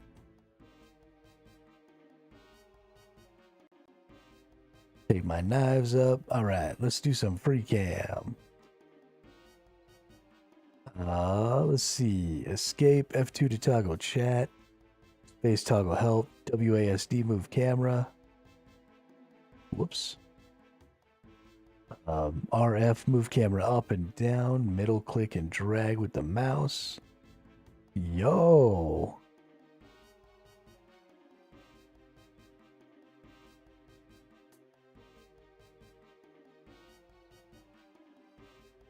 What are we gratzing? Did I just pass a level or something? Ooh, I did. 30 prayer. Nice. Twisted bird skull necklace.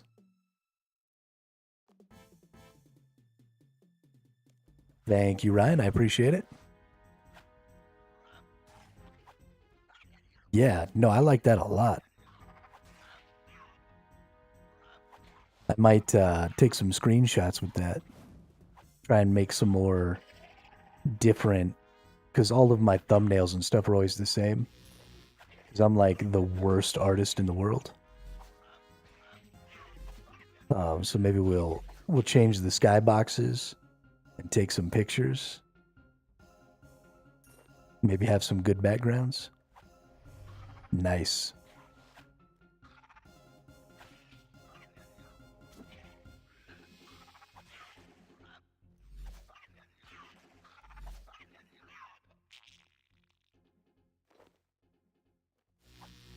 Ooh, a cockatrice egg. Can I raise cockatrices?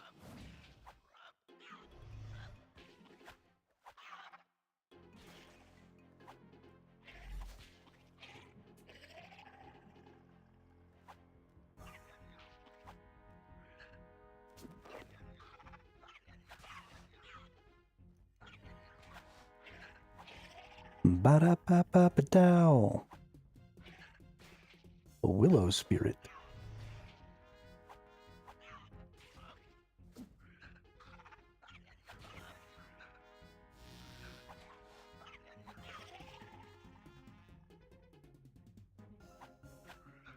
Ooh.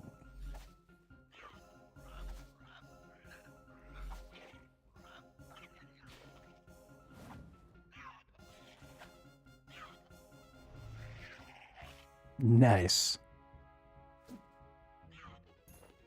Everybody learns a little something.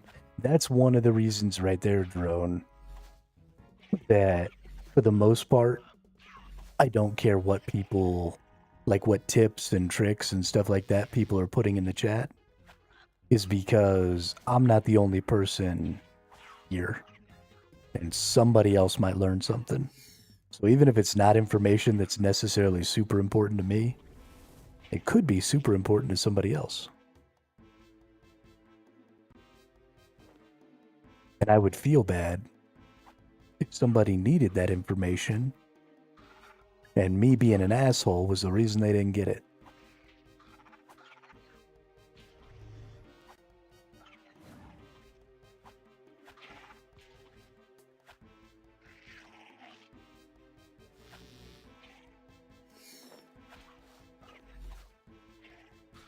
Always yap out advice, I just can't help it.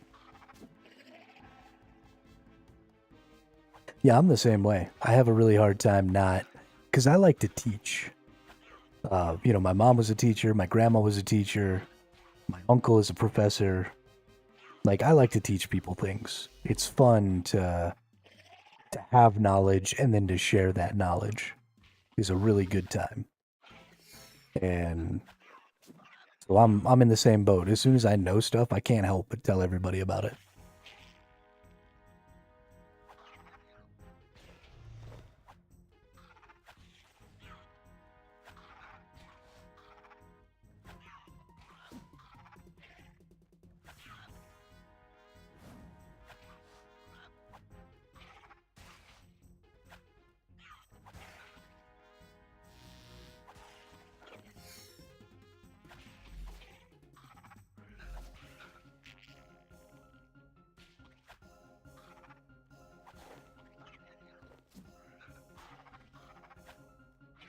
think I just got called a horse.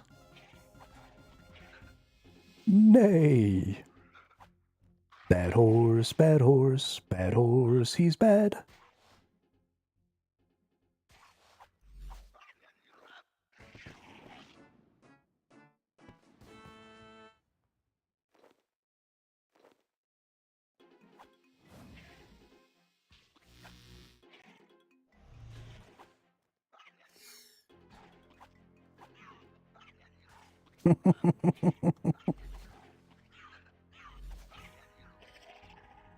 It's not a TV show. It's Dr. Horrible's sing-along blog. Oh, or are you talking about,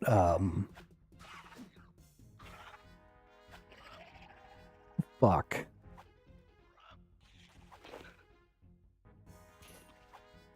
I've never actually seen it. I've only seen it, like, referenced in other media.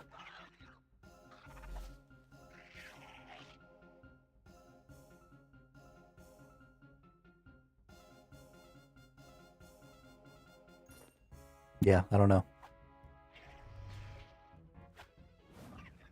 BoJack Horseman.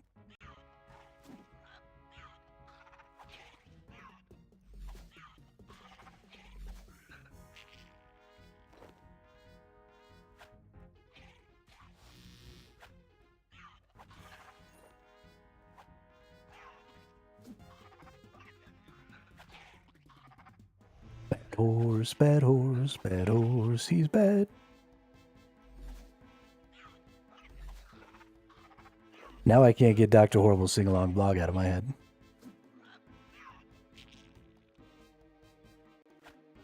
Show of force, a murder would be nice, of course.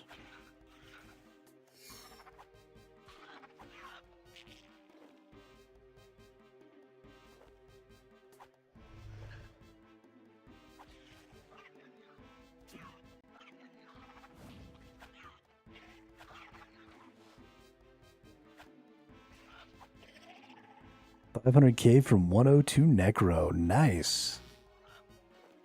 That's good shit, though. Can I combine them right now?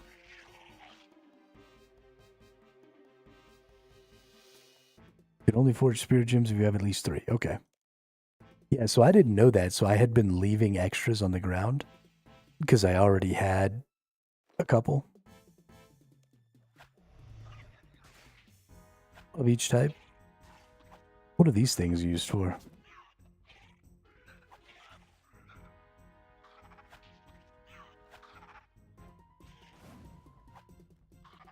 I knew what you were talking about. I get all the precious gems mixed up also. It's just not worth it to me to remember which ones are which color. Yeah, I didn't either until somebody told me the other day.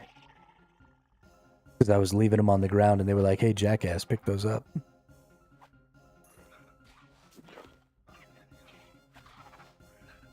Because they turn into a sapphire. And then 3 sapphires turn into a ruby. Or maybe 3 sapphires turn into an emerald. 3 emeralds turn into a ruby. I don't know. Would they like upgrade or something? I don't know.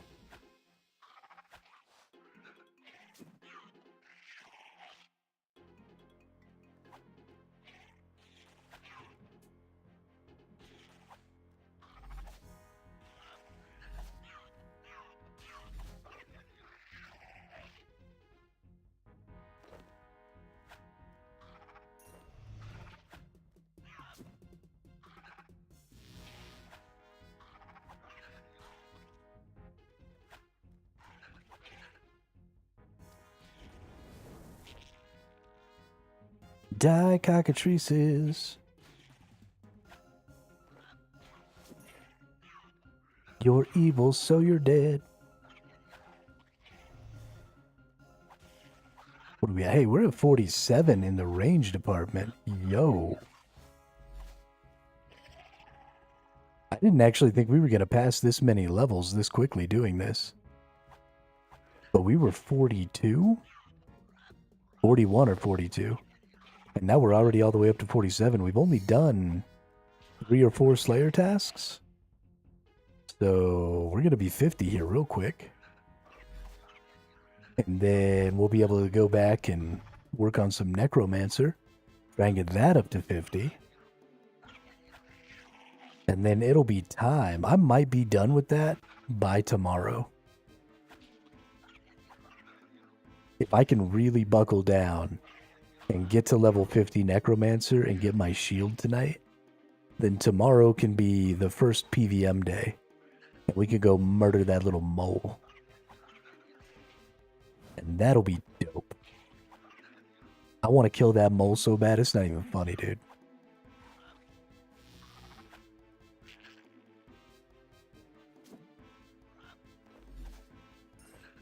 Keep in mind, every 10th task gives you more Slayer points, which means it's best to do the Slayer Master you can do at the time.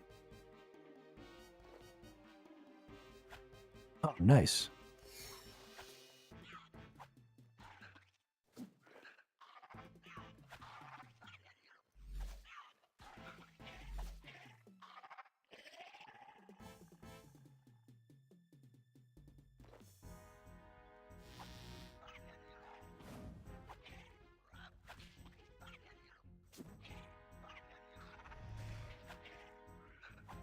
Yeah, I don't think, let you know what the new boss is like. Oh, that's right, we're getting a new boss. But we got a new boss? So that we can see how far you are from getting to it.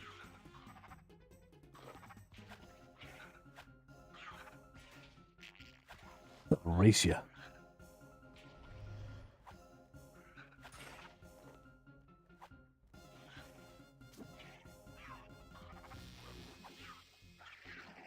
On the 8th? Oh shit, I still got a couple of days. Shoot, I'll be ready by the time it comes out. I'll kill it before you.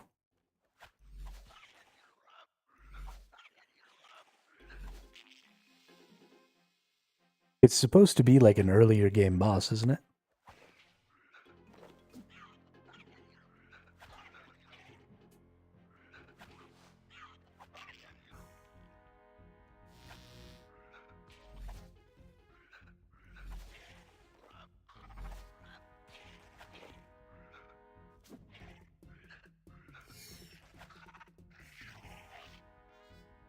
We might just give it a try. Just for shits and grins. Just go run over there and... Your phone died? No! This is why I don't have a phone.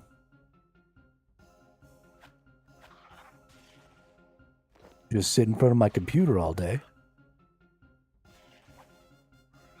And it's plugged into the wall. Infinite power. Never dies.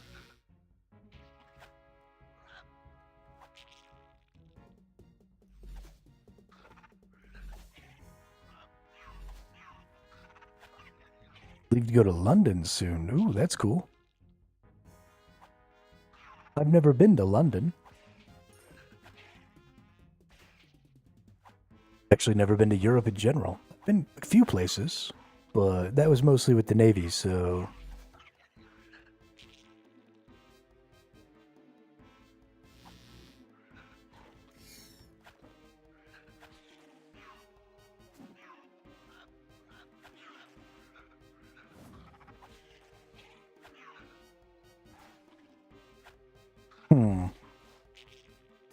I don't know. Everywhere's got something to offer. There aren't very many places... Oh, of course. It was my pleasure. There aren't very many places I would like to live, drones. I'm pretty fond of my home state of New Mexico. Because the weather is nice and there aren't a ton of fucking people here. But I don't think there are a lot of places that don't have any value to at least visit. Everywhere's got a little something to offer. Spend a good week or two and then get the fuck out.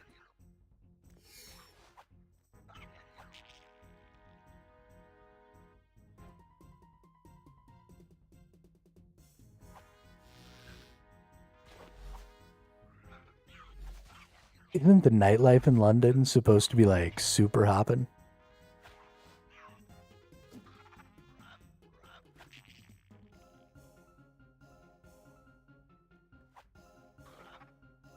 Not that that's really important to me anymore, but when I was younger, would have been fun.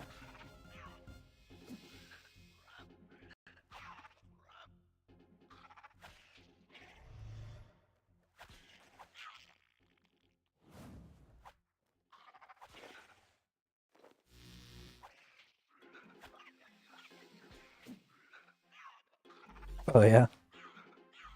I guess that's true of everywhere though, as far as public stuff.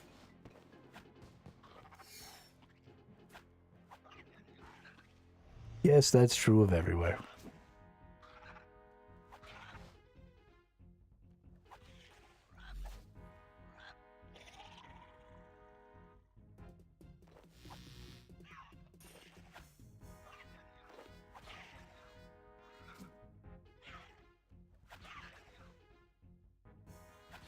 That's alright. Everything bounces back in time.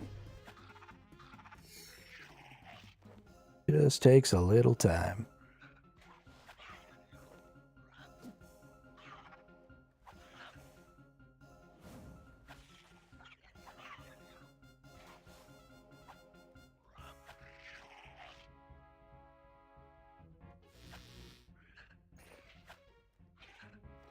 Also, I don't know where all this optimism is coming from. It's not normally how I act.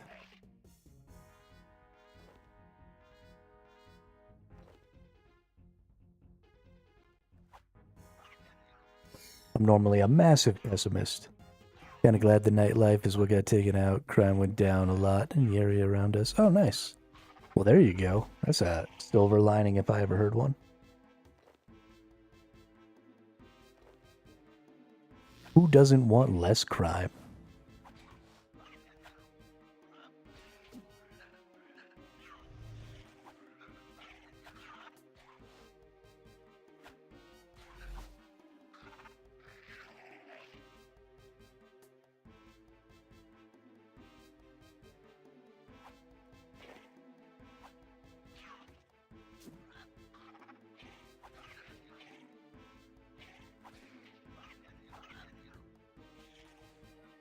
Fix the pollution issue, though.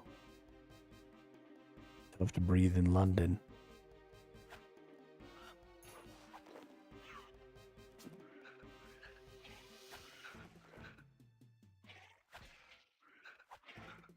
I've been playing RuneScape for approximately 25 days, Ryan, and I have never played OSRS. I've been playing MMORPGs for like 23 years, and I have never played RuneScape.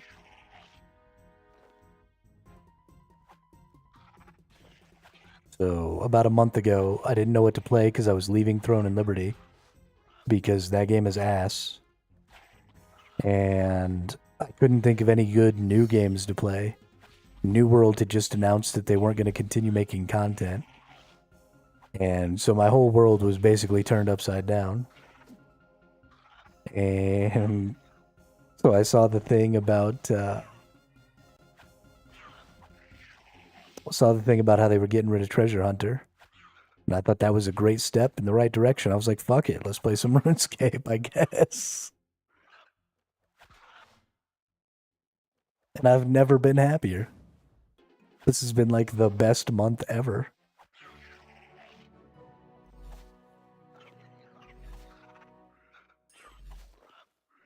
I am pretty in love with this game. Just over 20. You know, it's funny how many people who watch the stream have been playing for right in the 17 to 20 year range. Almost everybody who comes to the stream is just like this old ass decrepit fucking RuneScape player. It makes me laugh.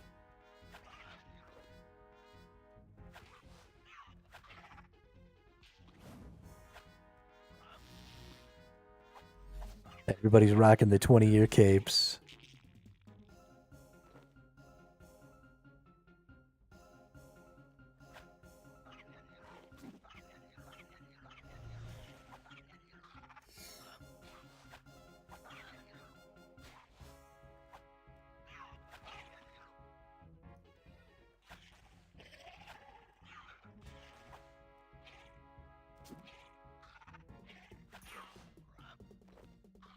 Yeah, I've almost got a decade on you, Ryan. I'll be 40 next October.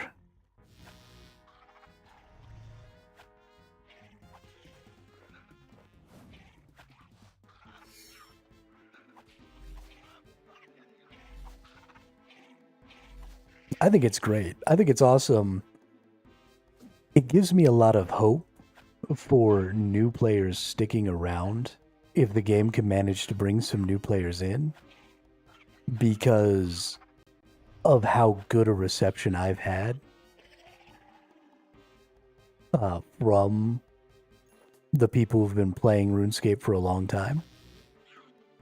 Makes me very hopeful that if other players start playing the game, that it's pretty unlikely that the community is what will drive them away, which is usually one of the things you have to really worry about when it comes to bringing in players to an existing game, is the community is usually like super toxic to new players.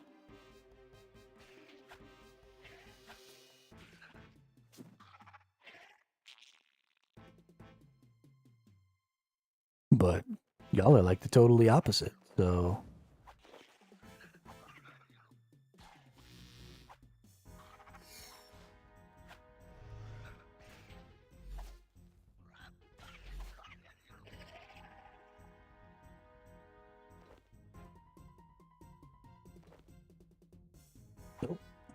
I have defeated my Slayer task. I am now murdering cockatrices for no reason.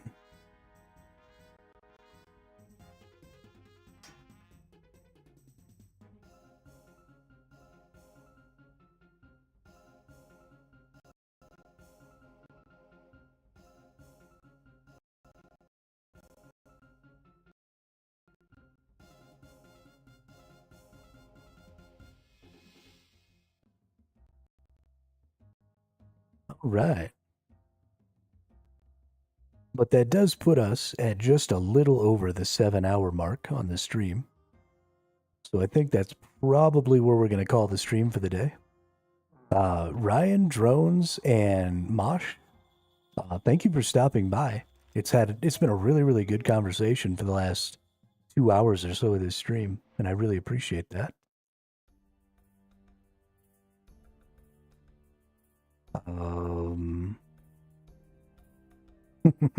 Play other games while playing this one.